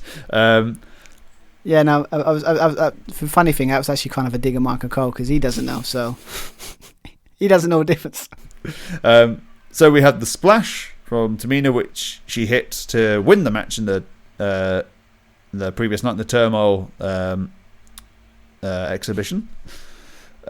She misses. We have the finish of the match with Natalya locking in the sharpshooter on Nia Jax. She has to really work for it because Nia's much larger than her, but also she has the injured knee. And they're really selling on commentary that Nia Jax isn't legal. Shayna Baszler is legal. Shayna Baszler comes in, puts in that clutch chokehold, and chokes Natalya out. The only question I have is where the hell was Tamina? She had plenty of time, surely, to get into the ring and break it up. Probably took her out later on in the match. I don't know, but yeah, I mean, I like mine finishes like that, but I also kind of hate it. Kind of when faces I think they were kind of facing in this match. I think Natalya, kind of like they don't notice it. Like the ref just lets it go on. It's like you've obviously just like the ref just lets him go. It's like obviously he's seen the tag, so he allows it to be legal, but the ref just like not doing anything about it. But I guess it doesn't. Refs are only as smart as the story allows them to be. So But yeah, I mean, again, it's a good finish. Yeah, it's a good moments. Obviously, Tamina, they had a bit with we talked about Tamina. I think body slam Nia Jax. There could be an interesting matchup between those two. Might be cool. It won't be anything like crazy, but two big women going against each other. Well, they went against each other on was it the Go Home edition of Raw? I think. But I think there was some. The fans were kind of into it, so I think they heard some cheers like for it and really up for it. So maybe might be a thing. But I mean Nia Jax was pretty good in this. I think she looks good. I'm just glad Shayna Baszler. Obviously, I put Natalya and Tamina to win, but because at the moment for the last couple of weeks, Shayna Baszler's been she's always been getting the roll up pins, so she's always been getting pinned. Yeah. So it was just nice for her that on the WrestleMania she got the victory. She helped her team get the victory. So, but yeah, I mean, obviously, I think the women's tag division is getting there. Because obviously the matches in the Turmoil showed that there are potential good teams they've got there. They just need to actually give some story that actually would make people get more invested in it. But I think they're slowly building teams. It seems like they are. Slowly but surely, step in the right direction. Yeah. But I just think normally I'd be like, well, there's no tag division, but at least there's a reason why I think the Raw and SmackDown men's tag divisions was kind of like lacking, where they had a lot of teams in the women's that actually look quite good. So I hope it turns into something. It probably won't, but a man can hope that we actually build up a tag division for a change, if it's the women's or the men's. But hopefully, fingers crossed. But yeah, from the opening we had to have a match like that, yeah, it was good. It was consistent that we needed after that shock. But yeah, after that we had the match that we said in the intro, like on night 2. It's like, don't care the story, just put them in the ring. They put on a great match with Kevin Owens going against Sami Zayn. I think their first match ever at WrestleMania. That's we've been calling for years, and we finally got it here. They've been on the grand stage together at WrestleMania, but as a tag team. Obviously, when Daniel Bryan returned at WrestleMania 34, teaming with Shane McMahon. Yeah, there was a really cool moment that was. Sami Zayn doing the documentary about how there's a big conspiracy against him, losing the Intercontinental Championship. Tries to get Kevin Owens on side, but Kevin Owens just now wants to knock some sense into Sami Zayn. It feels like he wants his friend back, like type story, isn't it? It's like, I want my friend back. Yeah. He didn't used to be like this. That I'm surprised it didn't bring up with KO. It's like, we've been traveling the world together, and be like, obviously, I wish WWE used continuity, but you're the one that turned on him first. So what a shocker he doesn't trust people. Yeah. So it's technically your fault. It's your fault he thinks everyone's... That's true, yeah. Everyone thinks maybe I don't know if they did that, but that's what I would have done. It's like, why do you think this guy thinks everyone's out to get him and there's a conspiracy? Because his best friend turned on him. Yeah. The guy he trusted. I mean, if they did that, then it would have been like a nice story of Kevin Owens trying to... pay for his sins of his past type thing. Like he's got to really, confront his what he's done in the past. That would have been nice because he lost his best friend because of his selfishness. That would have been cool, but I don't think they presented it in that way. But I think it was kind of the story was they wanted his best friend back. He's got to try and that's not the guy I knew. Type thing, I think. So, but obviously we're beating around the bush in the sense we don't talk about the Logan Paul situation where he's been involved in this feud. Yeah, let's not talk about him, even though they spent pretty much half the time looking at him.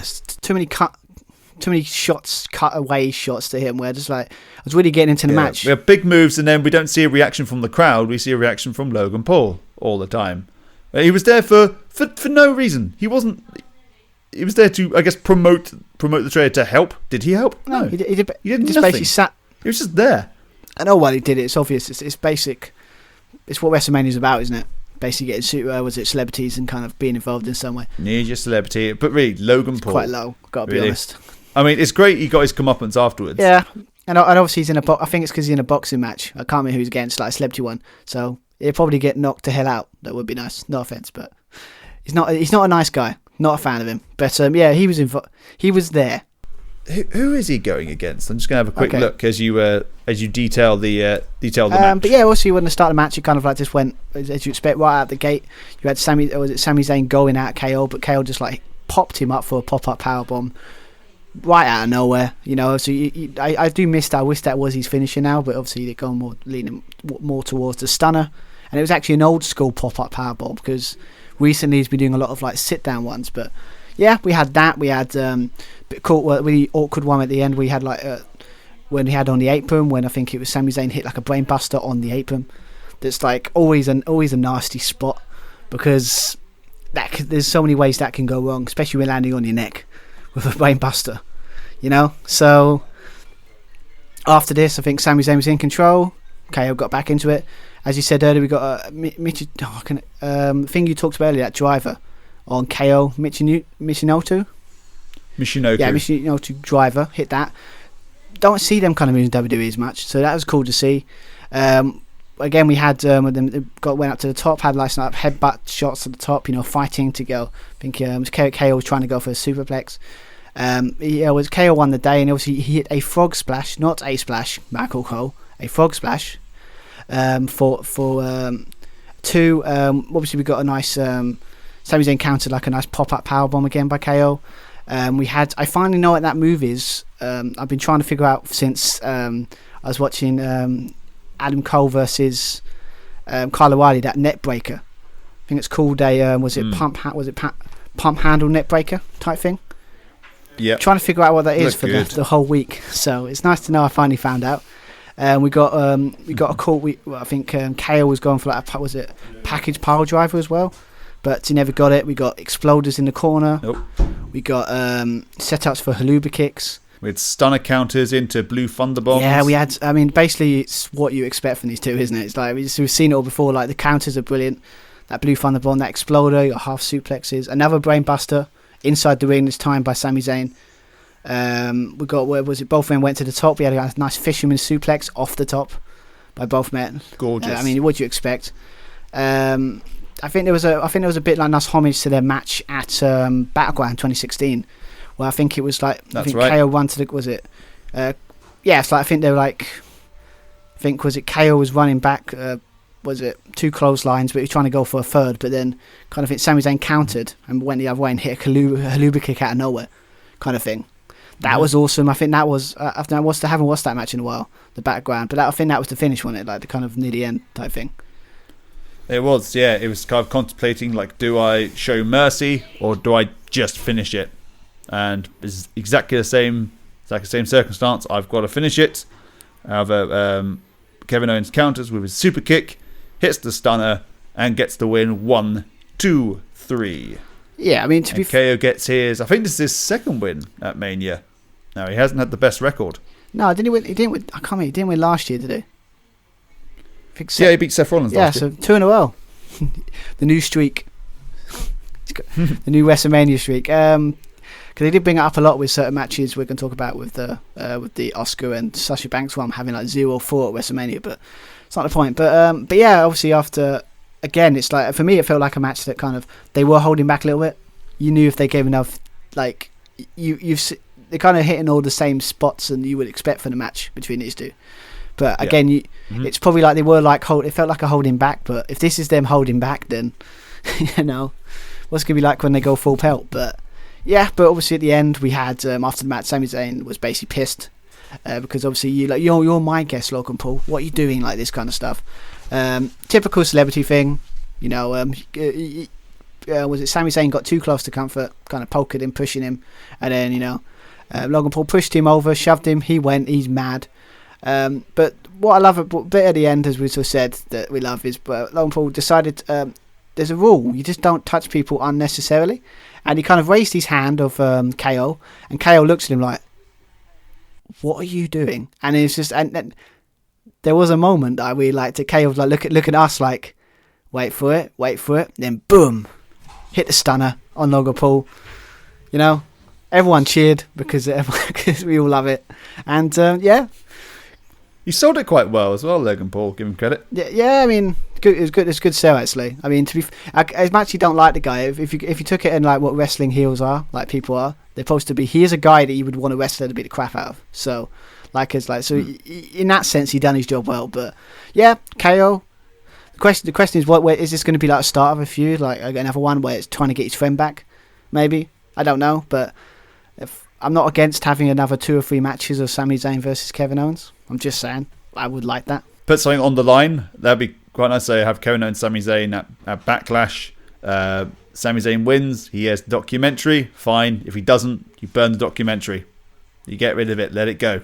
Something like that. Because I really want to see the documentary, even though they're probably not actually making They it. better have made it. Come on. I really want to see But it. if they did it, they should really design. Hopefully, they made it in the kind of the old 1990 kind of like, you know, like undiscovered truths type thing. You know, like where they have those things like, yeah, like undiscovered stuff, like when it's like, you know, oh, I don't know if it's real and all this stuff, like, you know, UFOs and all that. I hope they go there, but I bet it doesn't exist. But I hope it does, because I want to watch that documentary. But yeah, good match here. You know, I said it seems like they're holding back, but it's still them two going against each other is always entertaining. So yeah, loved it. Really good. Always is.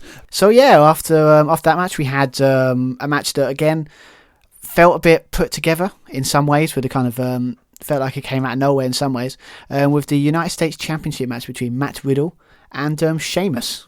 I called him Matt Riddle. I'm not calling him just Riddle. Yeah, I call him Matt Riddle. So guys, yeah. I just Because that's his fucking name. Yes. I know, it's a shocking idea, right? But yeah, so I mean, going into this one, it was like, again, it's like the kind of Matt Riddle kind of gimmick at the moment. He's basically playing a really stoned, like he's doing the stoner gimmick. Isn't the whole story kind of started out with kind of thing with his Sheamus broke his scooter or something like that, or just intimidated him or something like that, wasn't it? Sheamus was pissed off because he lost to Drew. Matt Riddle just, you know, comes up to him, I guess, with his ideas, I guess, business propositions. I don't know, some kind of Irish scooter or Guinness scooter or whatever, I don't know. Then just attacks him backstage. They have a match on Raw, but then they have a match at WrestleMania. Okay, fine. That was the build, pretty much about 2 or 3 weeks. Yeah. We didn't.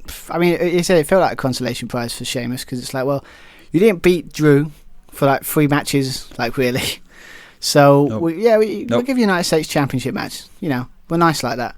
But ironically, it's not. Ironically, with Sheamus, it's not the title. He wants to win the IC title because he wants to become the Grand Slam champion. It's the only title he's never won. So, but for some reason, they're like, can I win the IC title? They're like, nope. No, you're on Raw, mate. You got to deal with the United States Championship. Yeah, but I mean, even when he was on SmackDown, he still didn't do it. So it doesn't mean anything. But yeah, I mean, going into this, it was kind of like, it might be a good match because you might not like, you might like, but Riddle in the ring, they really have protected him quite nicely. Like, he's always really intense and really serious when he's in the ring, you know? So like, he always puts in some pretty good matches. And obviously, Sheamus, I think this year with stuff with Drew has been really good. So he's probably like his best kind of work he's done for a while anyway. Singles run anyway. So both coming on some like good momentum, I kind of guess, with that sense. But I would say better than I expected. Yeah, it's some really cool moments. It's very physical, as we thought it would be. Riddle using his MMA background, so locking in that kind of armbar in the kind of tree of woe kind of position on the outside on the rope, sort of like tarantula kind of style, with the signature chest hits from Sheamus. We had was it a Spanish fly or like a suplex some sort, or was it an actual Spanish fly? I mean, I think I put down as a Spanish fly because it looked like one, but it might be it might have been a bit more belly to belly type thing, twist maybe, because it was in that kind of like, you know, lock or something. But yeah, I guess when you always do a flip like that from top, well, my initial reaction is Spanish fly. So we had 2 moments which could have been awesome if they had not been one had been botched. One was a minor botch. One could have gone very, very badly. So we had the jackhammer or brohammer from Riddle, a little dig at his best bud Goldberg there. Yeah, the kind of didn't work because it's like he couldn't lift it. He couldn't lift the guy up either, like to try and hit it. So it kind of backfired on a little bit. Yes, and then we had a white noise set up from the top rope, but they slipped. Fortunately, Sheamus landed on his feet because Riddle's in that upside down position there. You know, head's heading straight towards the canvas. That could have gone very, very badly. But luckily it didn't. Yeah, I mean, to be fair, it's like he had the yeah, them kind of moments you're like, yeah, that's a bit, or like especially that second one. Yeah, you don't want to. I could have like landed on back and neck. Could have not ended well. But yeah, we had obviously as always when Sheamus he had his cool moments where you got was it that hit Alabama Slammer. As we always call on, was it Matt Riddle? Yep. We had this. He always hits that beautiful sounding knee to the face that he always does, and they were nice enough to do a nice slot. Yeah, after Riddle set up the kind of a buckshot lariat kind of setup. I'm not quite sure whether he was going for a clothesline or whatever it was, but that knee was devastating. Yeah, I got to be honest. Every time he hits that, it always gives the same reaction. Like, oh, that's got to hurt. I just love the way they I think they replayed it and they kept slow moing it. Like, yeah, that's got to hurt, you know. But yeah, as you expect, we had like was it Matt Riddle hitting floating bro, I think it's called. It was to try to go to the top. We had stuff like flying knees, like springboard stuff, all that kind of stuff. It basically got really intense and really kind of hard hitting near the end. But let's be honest, we want to talk about that kind of really cool finish at the end when Matt Riddle he was trying to go for like a springboard moonsault, but. I guess they've been watching Ricochet and Adam Cole. Similar spot, just without super kicks. It's a bro kick, straight in the was it the jaw area? Like literally straight in the mush. Yep, knocked him. He was out, pinned him. 1, 2, 3. You new United States champion. And at the end of the match, you got basically Matt Riddle in his mouth is bloodied up. I would be too if I don't care if anything. Basically got kicked in the face like full pelt. So. Upside down as well. I mean, again, it's very similar to the Ricochet and Adam Cole thing with the whole except for the same spot, but it's a really cool way to end the match. And so I think is this like Sheamus he's now 2-time United States champion? I can see this one continuing on WrestleMania Revenge or WrestleMania Backlash. I guess the fire in Matt Riddle's eyes afterwards, he was not happy. So I could probably see this one going on again at Backlash. Yeah, I mean, I'm not against it because obviously I would like the idea of like kind of Matt Riddle kind of like this has kind of turned the corner for him. Like he looked really pissed after, obviously because he's got a bloody mouth. I would be too, but like in the kind of concept of the match, he's like So hopefully maybe he might focus up maybe a character thing with like focus up and say I want that title back. And he tries it a bit more. I mean, one thing we forgot to mention at the beginning of the match with that. What was with them flying pirate doves at the beginning of the match? Just got to point it out. Oh yeah, the seagulls with the eye patches. I have no idea. Like it's just like because he wasn't. I mean, if you've been watching War, I guess kind of what they've been doing the last couple of weeks. But I haven't seen it before, so I was waiting for them to start the match, and all of a sudden, boom! These doves just come in my face, like. Jump back, I was like, what the hell? What is this? It's like unnecessarily just trying to put these weird computer graphics like doves or kind of like birds. It's weird, but I will say kudos to Matt Riddle at least getting to the ring quickly, going down on the scooter, jumping up on the apron, kicking the flip flops off smooth. That was good. I mean, but we just thought to point it out because I just realised like, what the hell was that? But yeah, when it comes to match again, it was just better than expected. I was expecting it to be like, okay, it was just one this match, but it has a good, as Matt Riddle kind of always brings that kind of unusual offense that kind of makes his matches always kind of must see. You would say, kind of, he always gives stuff that you wouldn't see. But yeah, I mean, Sheamus looked quite good here, and obviously he's gonna. I was worried when they was bringing up the 18 seconds bit about WrestleMania. When he was Danny Bryan, I thought that I had this feeling that when they said it, boom, this match will end in 18 seconds, and he gets his moment. But I'm glad they actually decided to do an actual match here. But that finish was really awesome, and Sheamus is champion, not against it. Why not? I don't think Matt Riddle really needs that title, really, does he? No, I don't think so. Well, he's mainly doing backstage comedy bits now. Yeah, especially quick bring up that kind of backstage segment with the Great Khali and RVD. But your translator just like went away. So, but just buggers off. Like, okay, that's helpful. It's not bring up. It was just weird. But yeah, so they had that. So, but I just hope it gets more. This rivalry goes from less about comedy and a bit more intense. Because it's this match was quite physical, so and kind of hard hitting. So imagine if like it got more turned into a really big rivalry. But I might be hoping for too much. But anyway, so we had that. So now obviously obviously we're just briefly at the beginning of talking about the IC Championship. So in this case, that's the next match we're going to look at. We've got Big E, the champion, going against Apollo Crews in a Nigerian, was it drum match or drum fight? I think that's what it's called.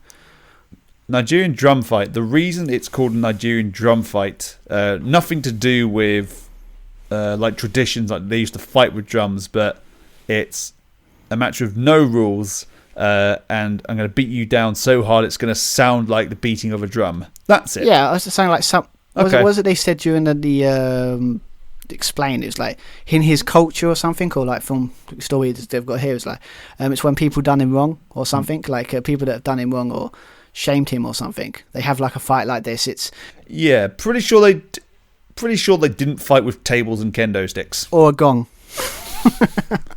Or gongs. It was a Nigerian drum fight. The drums were not used as weapons. I know, right? It's just like, it's basically, let's be honest, as you said before, it's basically another name for a street fight. It's just a street fight. But it's fine, because to be fair, it's like, I'm glad they went this way and not gone really over the top, like, gone proper into it. But I think they just must have understood they need to put something extra on this match to make it a bit more interesting. But that's just me. But yeah, a Nigerian drum match, and I think the only time the drums were used, I think when early on in the match, Big E chucked Apollo Crews into like a pile of drums in the corner, like where the tables are. That's about it. Yeah, and there was a gong hit. That was it. It's almost a while there. This could be like the Nigerian kendo stick fight. Because there was a lot of kendo stick shots. Yeah, Nigerian kendo stick fight. Yeah. I mean, one thing obviously point out, Big E got one of two big live kind of entrances from like live music. From, I don't know who the guy is, but he's done a really good job of it.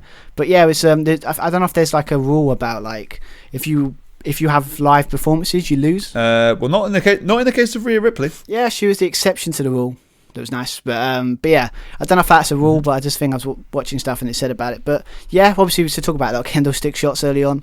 Basically, both got kendo sticks and there's no sell to getting hit with kendo sticks.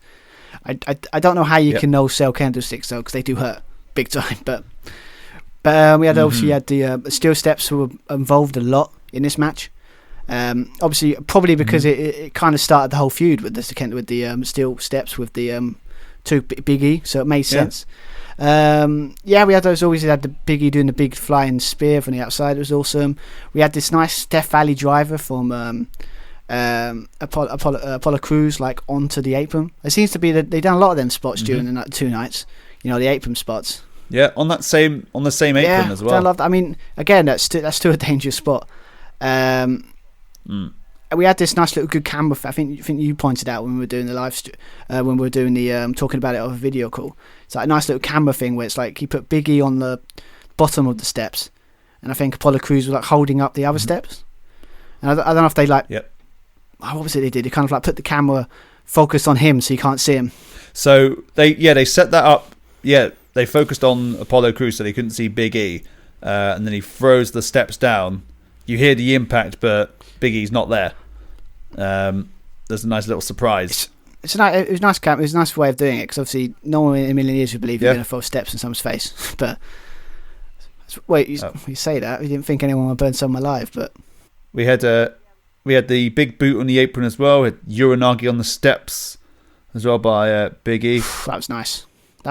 He landed awkwardly as well. We have the table set up. Followed up by more kendo strikes by Apollo. He sets up for the splash. However, Big E moves and he goes for the table. Big E capitalizes and hits the big ending. However, that is not the end of the match, as we have a little surprise at the end with this big old fellow, this I think 6'9" fellow who has a very familiar face. In case you're wondering who it was a guy from Raw Underground, real name Babatunde, I believe, Polish guy. Wrestled in Raw Underground as Dabba Kato. I think that's what they've called. I think that's what they called him now. No? Yes. However, he apparently, this is just on Wikipedia, so take it with a pinch of salt. He's currently signed under WWE with the ring name Commander Aziz. Yes. We should probably point out this guy was kind of wearing like kind of similar kind of setup that he's kind of, was it? Apollo Crews' kind of bodyguards he had a couple of weeks ago. Like kind of like that kind of dress. So Yes. I'm assuming they're going to go with some sort of thing that he's a part of the, like he's one of his royal guards or something. Like he's head of it or something. Head of his security, head of his royal guard. Yeah, a kind of guard figure, which I can see him as the muscle figure, but surely you've got someone better to fit that role? Because I know, but Boba Tunde is Polish. Why not? And this is going back to my idea I had on night one. Tie into that storyline of AJ Styles and Omos having nothing in common. Those kind of mind games. Omos does all the work, and AJ gets the win or whatever, or AJ's preventing him getting the win, so Omos walks out on AJ. And then at that point, Apollo Crews enlists Omos, because Omos is also Nigerian. So that sort of makes sense. I know this might sound horrible, but like weird. I didn't know that. I don't know. Is that common knowledge, or am I just like really that he's Nigerian? I just thought it just. I mean, to be fair, now when you say that, that does make way more sense. I mean, but does make way more sense. I guess in wrestling is sometimes not built to make sense. I guess, but yeah, I get that. But I guess it's like he's got his own thing at the moment with AJ, so it seems to be they're trying to slowly build in the kind of guys from that War Underground and trying to put them in storylines.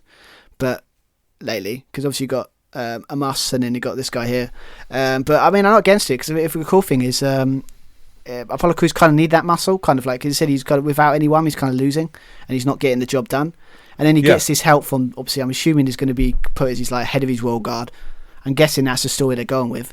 But yeah, and obviously he gets his help, and he won the Intercontinental Championship.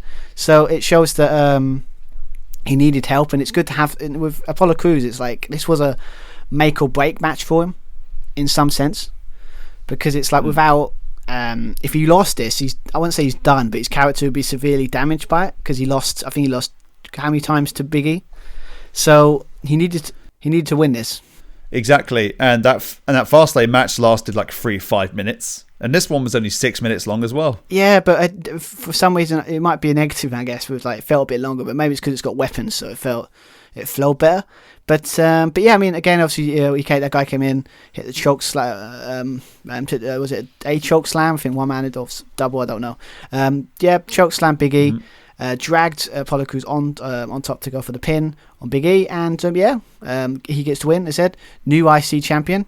Great to see he got his moment, because obviously I think Apollo Crews' work last couple of months with Big E and all that has been outstanding. So I think he deserves this.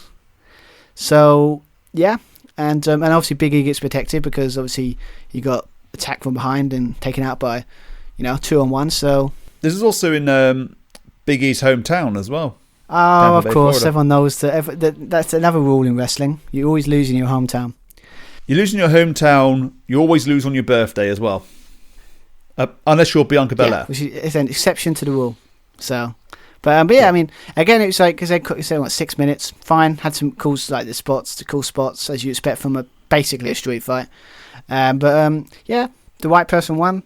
I'm intrigued to see where they're going to go with this, was it Dabatunde?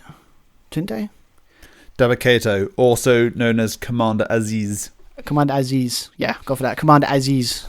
Is it Aziz or Aziz? Yeah, but we'll find out on Friday night how it's officially pronounced. And they may even change his name. They may just call him Commander Kato. Or, I don't know. It'll be interesting, but I'm intrigued. It's like it's one of those endings. I'm like, okay, I might watch SmackDown to see where it goes. So, but yeah, I mean, It's not going to be like match of the night, but yeah, it's fine. It was good. I mean, it's definitely better than a Fastlane match, because at least it's longer and it's just a better finish. So, but yeah.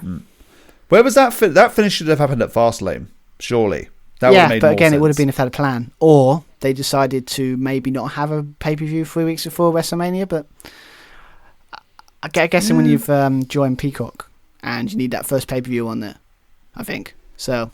But anyway, doesn't matter. But but good finish. So good. I think it was good. Done what it needs to do. Fun. All good, awesome. So not. But yeah, next match. We've got 2 matches left. Obviously, we got a match that again was another one of those matches that felt put together. There's an interesting story behind why this isn't Charlotte, but we'll get into that in a bit. But we've got the Raw Women's Championship match between Asuka going against debuting, obviously on Raw, I think 3 weeks ago, Rhea Ripley, in a match that again was a match that we were like going in going, it will be a pretty decent match, but it felt like, as you said, with title shots, turned up, can I have a title shot? Asuka said, sure, why not? And that's what this is what this feud kind of felt like first 3 weeks. Yeah, absolutely. They did the whole promo packages for weeks and weeks and weeks of Rhea Ripley is coming to Raw. Rhea Ripley's coming to Raw. It was like when who was it? Emma was doing the Emelina stuff, not obviously not as long, but my God, that went on for ages. And then she turned up and goes, "Yeah, I'm not doing it. Bye." Waste of time. What a waste of time. But she finally turned up, although she should have, I think, appeared on like Fastlane. Yeah, but she wasn't. But Asuka wasn't on the card, was she? They should have done it, but no. But Asuka could still be there. It's still in the same place. No, I feel that as always they always do dirty with Asuka. Like they always forget about her, or just don't book her right. Or she does, like, you could sit there and say, has Raw Women's Champion? It's done her best in-ring work past at NXT on Raw anyway. Because obviously she had them great matches against Sasha Banks and Bayley and stuff. But then it's just after that they kind of forgot about her, and then she just disappeared, and then she came back, and then they tried their best in the promo packages to kind of say, well, she's undefeated, no one can take her out. It's like, yeah, because she has been on the show. Hasn't been on the show. And the other problem was, you want to build like a rivalry, build animosity. What do? They put them in the tag team. They did exactly the same thing as they did with Sasha and Bianca. Just put them in the tag team. Why?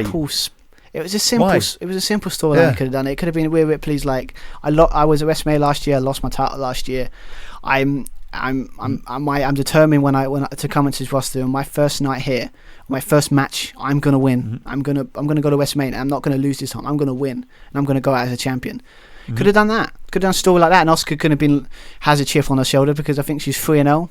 She lost her. They brought it up quite nicely. I give them on commentary when it was like they said, well, she lost her she lost the title match at WrestleMania. She lost her undefeated streak at WrestleMania. She lost all this stuff at WrestleMania. So she's got something to prove here. So they could have tried something like that, but again, they just copied what they were doing on SmackDown because they think that's the only thing they could do. But as I said, it was good as I was expecting, but.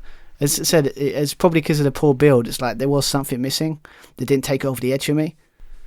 They've got good chemistry, and again on paper you thought they'd have a good match. We had quite a few kicks from Asuka like throughout.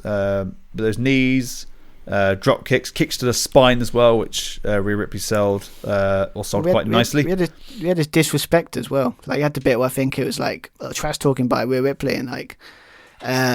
And Asuka kind of kicked her, slapped her in the face, and then there was a moment when she was like kind of slapping her when she was on her back, like slapping her. It's like, oh, do you like this now? Like kind of stuff. Like I would say more heelish. Yeah, in the mounted position, and in those body scissors as well, really taking control. We had the counter as well. We had knee bar from Asuka again. More good selling from Rhea there. Head slamming into the corner from Rhea Ripley to Asuka, showing that kind of like frustration. Missile drop kicks, hip attacks from Asuka as well. I mean, the best spot not worthy of the match was that was it DDT that Asuka done off the top with Rhea Ripley. I mean, that just again, I don't know what it is about. There are a lot of those, but that must have hurt. I don't care. DDT off the top, that's got to hurt. Yeah. But yeah, we had that, and obviously had the obviously Rhea Ripley hit the Prism Trap? Was it Prism Trap? Or that kind of like the submission move she does. Really cool one. She got that. Yep. Asuka got out, and then she was able to. It's basically back and forth for submissions at this point, right? Like kind of like she tries that. Asuka got countered, got in the Asuka lock. Kind of like you thought, okay, this way it's going to go, and then all of a sudden Rhea Ripley countered. I might miss something, and then hit the kind of riptide out of nowhere. You know, but to be fair, she did get it quite nicely though. It's like she kind of counted it and kind of locked it in quite quickly. You know, quite nicely, and then hit the riptide. And by no surprise, by I guess you or me, that it's kind of what he put. It's like Rhea Ripley is the new Raw Women's Champion, and a nice little thing, homage, that both of the two women that were the final two in Royal Rumble this year are now champions of the respective brands that I like.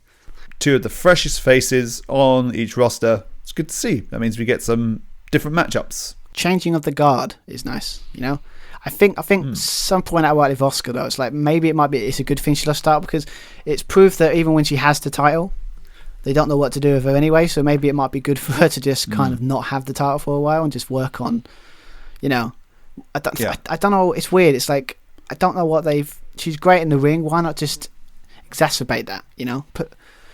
Maybe this thing with Rhea Ripley, maybe that can start a really cool little rivalry going on. Because again, this match felt for me. This match felt like a match that you would have like on a fast lane, or like a pay per view before that starts off the feud, and then like when you get to WrestleMania, it's like the second match where they know each other better. There's more of a story. I do like the fact that they faced each other for the first time at WrestleMania, and then you've got the big match feel. Like these two have never gone one on one. Like Kurt Angle, Shawn Michaels never gone one on one. The Rock, Hogan never gone one on one. I like that build rather than having them. Well, what's even worse is when they're on the Raw before. So going back to Sheamus and Riddle, for example, on the Raw before, 2 weeks before, and then they get a match on WrestleMania. No, I want you to build those dream matches or build on those feuds that have been going on for months and months. Don't let them fight until Mania, because you want to build up the anticipation for that match. I don't know. I think that's what would have made it a bit more. Because it did have the kind of like the chemistry and the kind of counters that you would expect from that could be up there with the other women's match at the main event night one, but again it didn't have the kind of gravitas or kind of didn't have the kind of story missing something. But again, if you're starting a feud, I'm loving it, especially when you still got obviously it said the Charlotte factor that I assume was the original plan, because we were expecting the weeks before like they were going to put Charlotte in there because there's obviously we know the story about why she got taken out of it, but I don't think that's really important at the moment. But if you know anything about gossip and any wrestling, obviously people who listen to probably are in the know of gossip when it comes to wrestling. They know what's going on. But but that was the plan. But I like the idea of kind of like that she fights Asuka for like a couple of months, and then Charlotte comes back and says, you can't beat me, and then build it up to like Survivor, SummerSlam or something, and it's like Rhea Ripley can finally beat Charlotte, like that kind of thing. Because it's like 2 in a row. I think she's faced her twice and lost. She hasn't beaten her. So maybe there's a story there that could a couple months of good, solid Raw women's, because it's needed, because Rhea Ripley now has made it interesting again. So I'm intrigued to see what they do with her Monday night, see where the story's going to go. But so maybe a better build, but a good match. I think it's good. And now we're on to the main event. Yes, just before the main event, I've got to bring up a thing that I guess I know it annoyed you a lot. We did have a bit. Oh, do we have to bring this up? We just have to say it and move on. It's fine. We didn't get Becky Lynch. Yeah, we didn't get Becky Lynch. We got the Bella twins. Yes, and obviously Bayley's been around for most of night 1 and 2. Kind of, I would say, annoying Hulk Hogan and Titus O'Neil. Like, I'm the host. No offense to Titus O'Neil or Hulk Hogan, I would have probably preferred Bayley as the host. Just me. But especially if she's not doing anything at Mania, then I know, it's just then she's kind of talking about how great she is. She even got her own. I like the thing when she got her own pyro. She's like, do my pyro, and then boom, fireworks. Love it. But and the Bella twins come out. Yay. Bella's kind of attack her, really, really disrespectful. Like attack her, chuck her down the ramp, and he was like waiting because there were rumours that Becky Lynch might turn up, but we got the Becky Lynch, Ronda Rousey. No, we got the Bella twins. Yeah. But to be fair, it was more on us than anything. But I mean, Bayley did say a funny thing.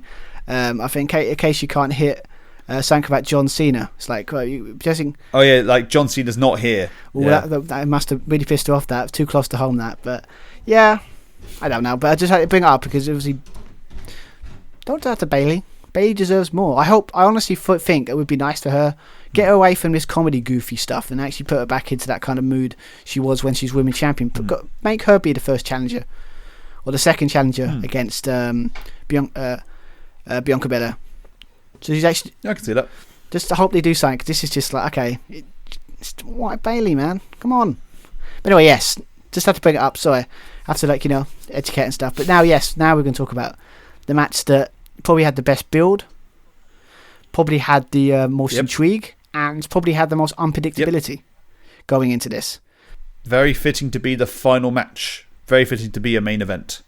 There were a lot of tie-ins or comparisons rather to WrestleMania 30, Daniel Bryan being included. However, we'll get into it at specific moments. But there are similarities between actually the triple threat main event at WrestleMania 20 with Shawn Michaels, Triple H, and Chris Benoit. Yeah, you kind of pointed out when I think I was watching it when he watched the video call. It's like I think it was a bit when it was like they're both on the floor, and I think Danny Bryan went to Tom and done a diving headbutt to both. Yep. He said very homage. It felt more. The build up might have been felt more WrestleMania 30, but I think the match kind of felt a bit more like WrestleMania 20 maybe. But you're expecting Edge and Roman Reigns, and then Daniel Bryan manages to weasel his way into the match, which pisses off Roman Reigns and Edge, as it pissed off Triple H and Shawn Michaels, because they wanted to finish their rivalry at Mania. Yeah, I mean, now when I think about it, just have more similarities to that. I'm surprised not a lot of people. Well, I can kind of guess why not a lot of people bring it up. Why there's no similarities, but yeah, I mean, again, it's as you expect. First, it was like the first time Roman was pointing out Roman Reigns has been in front of a crowd with his new character. And he got booed, but for this case, it's good he got booed. It was you're the heel, I have to boo you, boos. You know, that's good because we initially thought that when they were doing the entrances, obviously Edge and Bryan came out first. We had to wait for Roman Reigns, waiting. Of course, that's his character. You have to wait for Roman Reigns.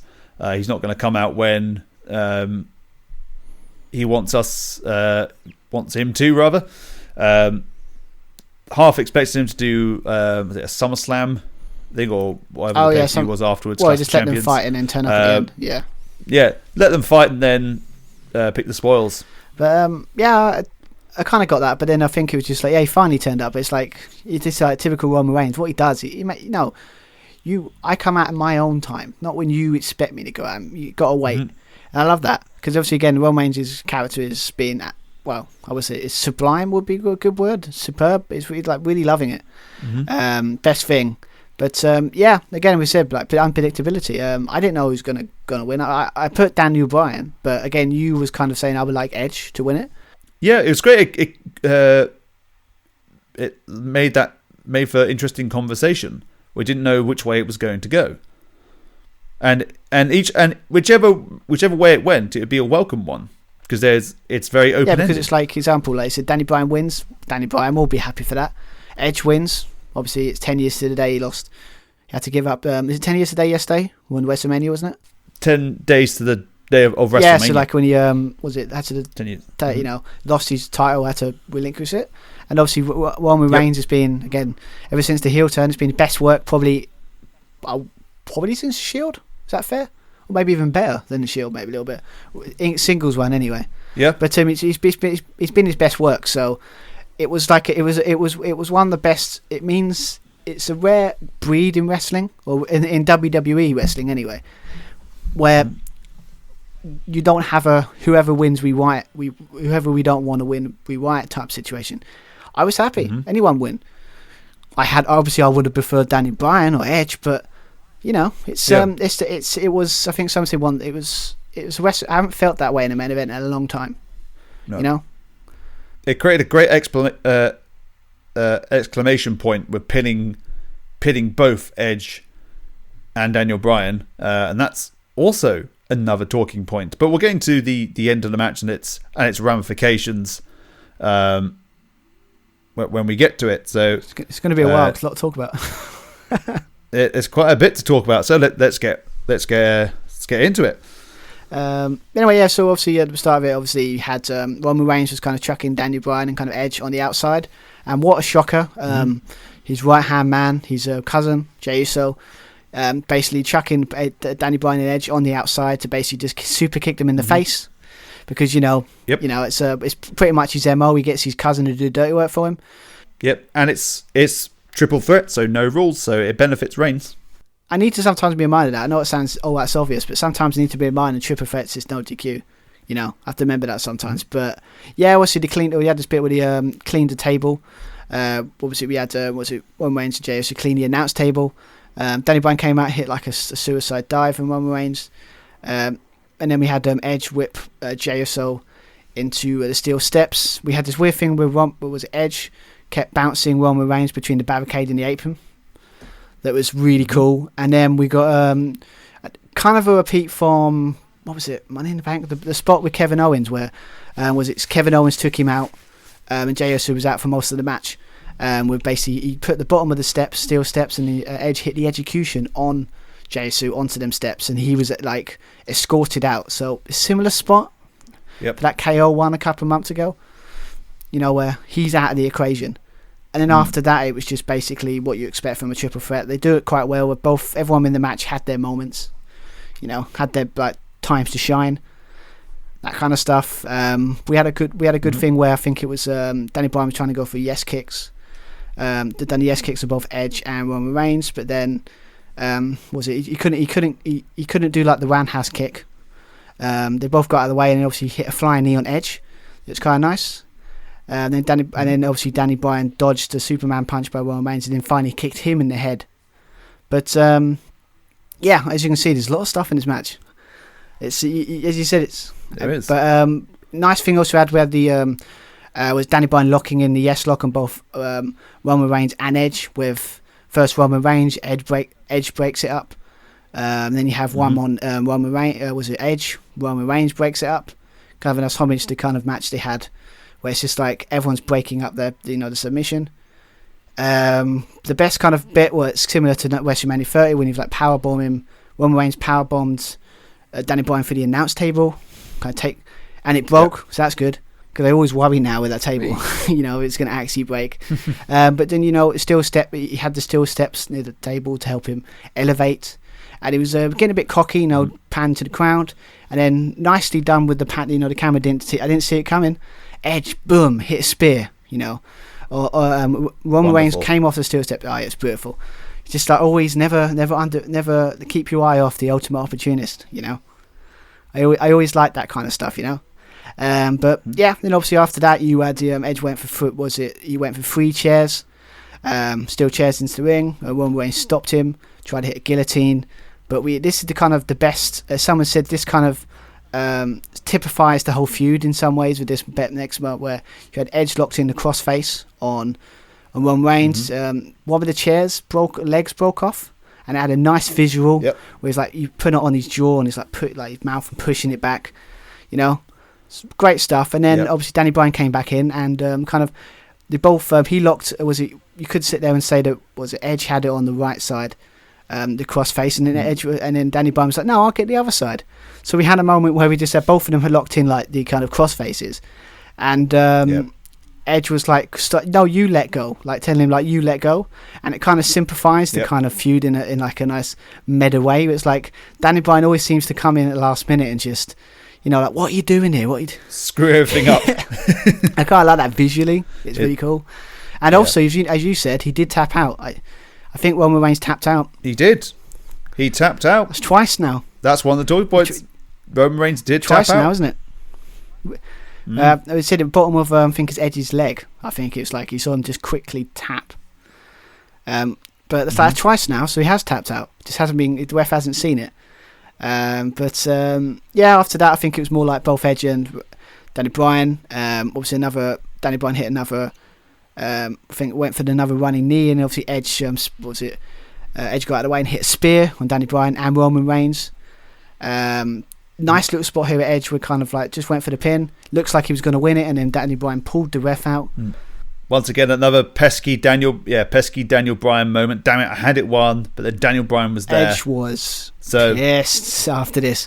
The best person ever in wrestling, that when he's pissed off, his facial expressions are just the best. Like, the open eyes and the kind of look. It's like he's pissed at this point. A look that would kill you. And he kind of did.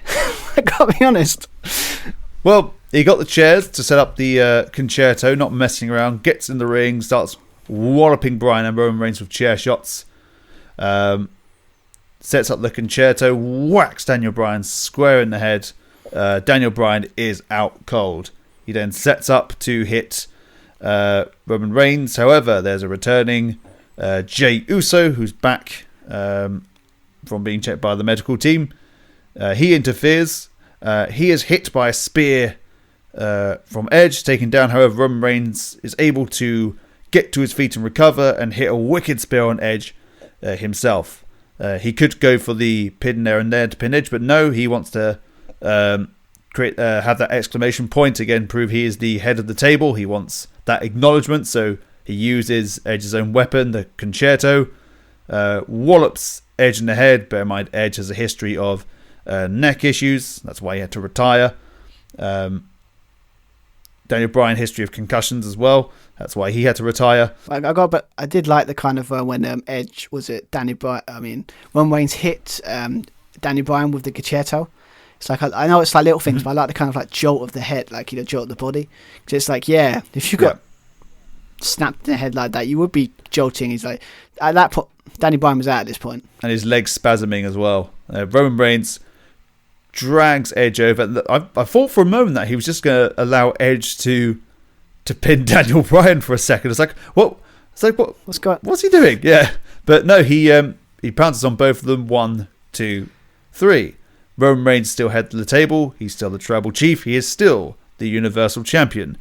But that leads us to the we have the 2 questions. So, will they play on the fact that Roman Reigns tapped out, but also technically Edge pinned Daniel Bryan, and to an extent Daniel Bryan also pinned Edge?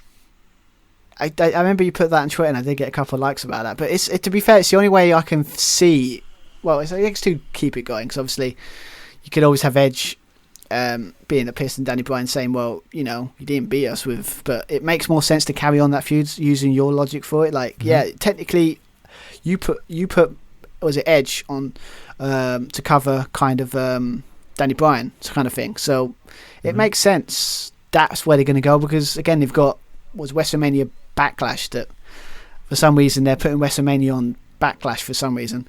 So it looks like that's going to be another WrestleMania rerun of just all the matches. So it wouldn't surprise me if there's like a nice special stipulation, like to finish this feud, and we'll have this triple threat again. Again, please, I would love to see this triple threat again.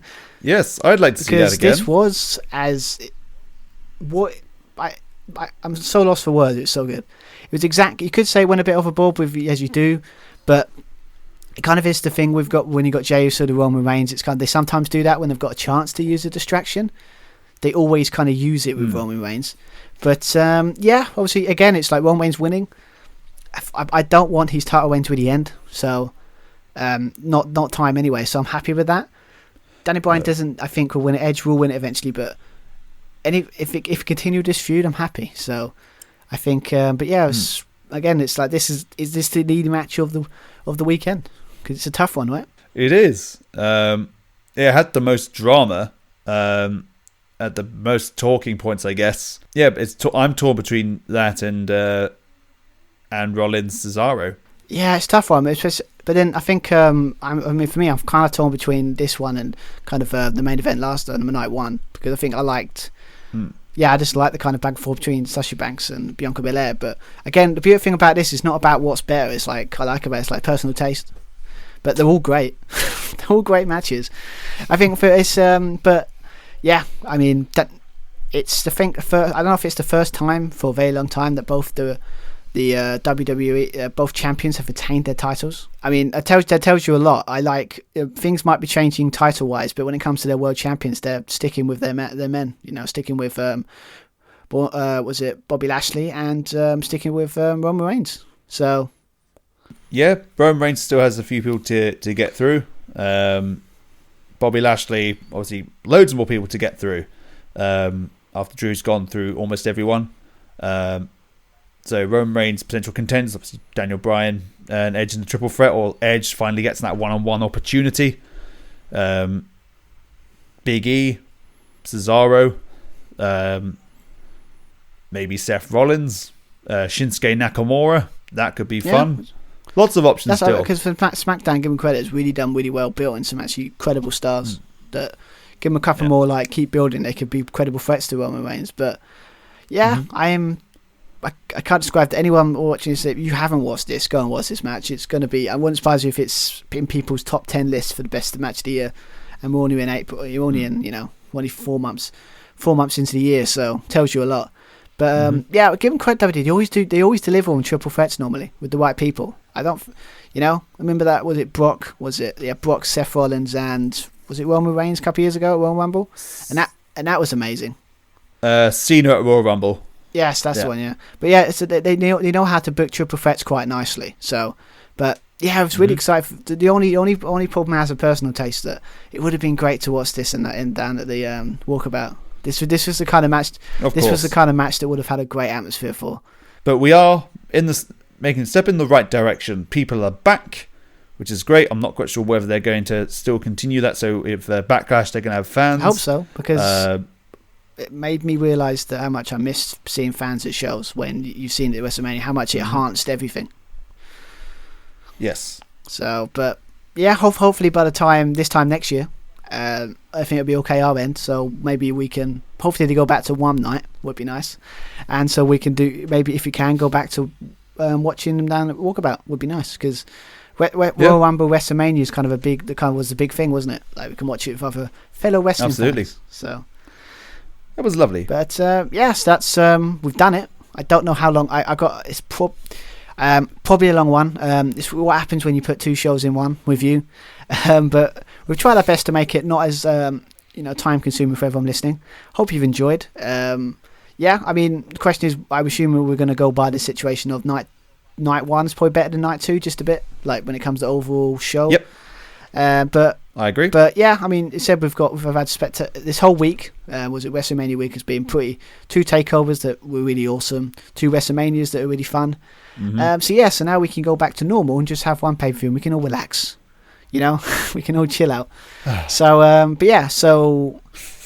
so obviously when we come back, it'd be kind of a prediction league. It'd be a fresh start, all that kind of stuff. So, obviously with the prediction stuff, I'm assuming they'll be out on.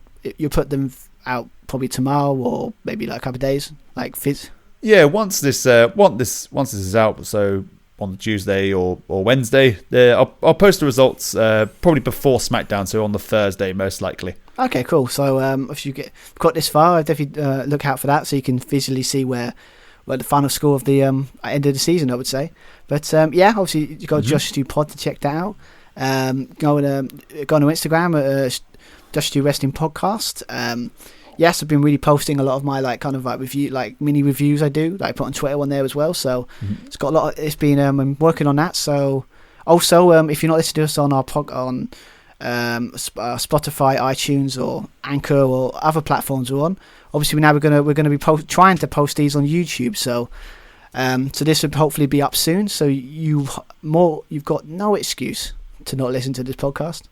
Yeah, and be sure when you are on YouTube, give the video a like and subscribe. That'd be very much appreciated. Yes, because as I said, I've got plans to post more of our latest reviews, as well as maybe post some of our I won't say old reviews, but kind of past reviews, just to kind of update the catalogue. Because when you look back, we've done this for 3 years now. We've done a lot of reviewing, so we've got a lot of content. So going to try and post that a bit more, so definitely like and subscribe, because to make sure you don't miss that. But when it comes to reviewing, I don't think there's an NXT thing soon, and I don't think there's an AEW show. So if reviewing wise, I don't think we'll be back until that possibly that was it WrestleMania Backlash thing they're talking about, I think. Yeah, I mean, I don't think there's an AEW show. Might be, maybe double nothing's on the one about that month. I don't know, but sure. Either we'll be back for. Basically, we're going to have a couple of weeks off. I think, especially with this WrestleMania, it would be nice to have a couple of weeks off. So we need it. Yeah, so we'll be back. So when it comes to that, we'll be back for either AW if they've got a show, or we're back for. But we'll definitely be back for WrestleMania Backlash, where hopefully it'd be more than just a WrestleMania recap, or just rematches would be nice. But yeah, anyway. I think enough of this serious talk. It's been a long time. So, I hope you enjoyed. I've been Stuart Vine. I've been Joshua Plummer. Yep, and have an awesome week, and we'll see you next time. Bye, everyone.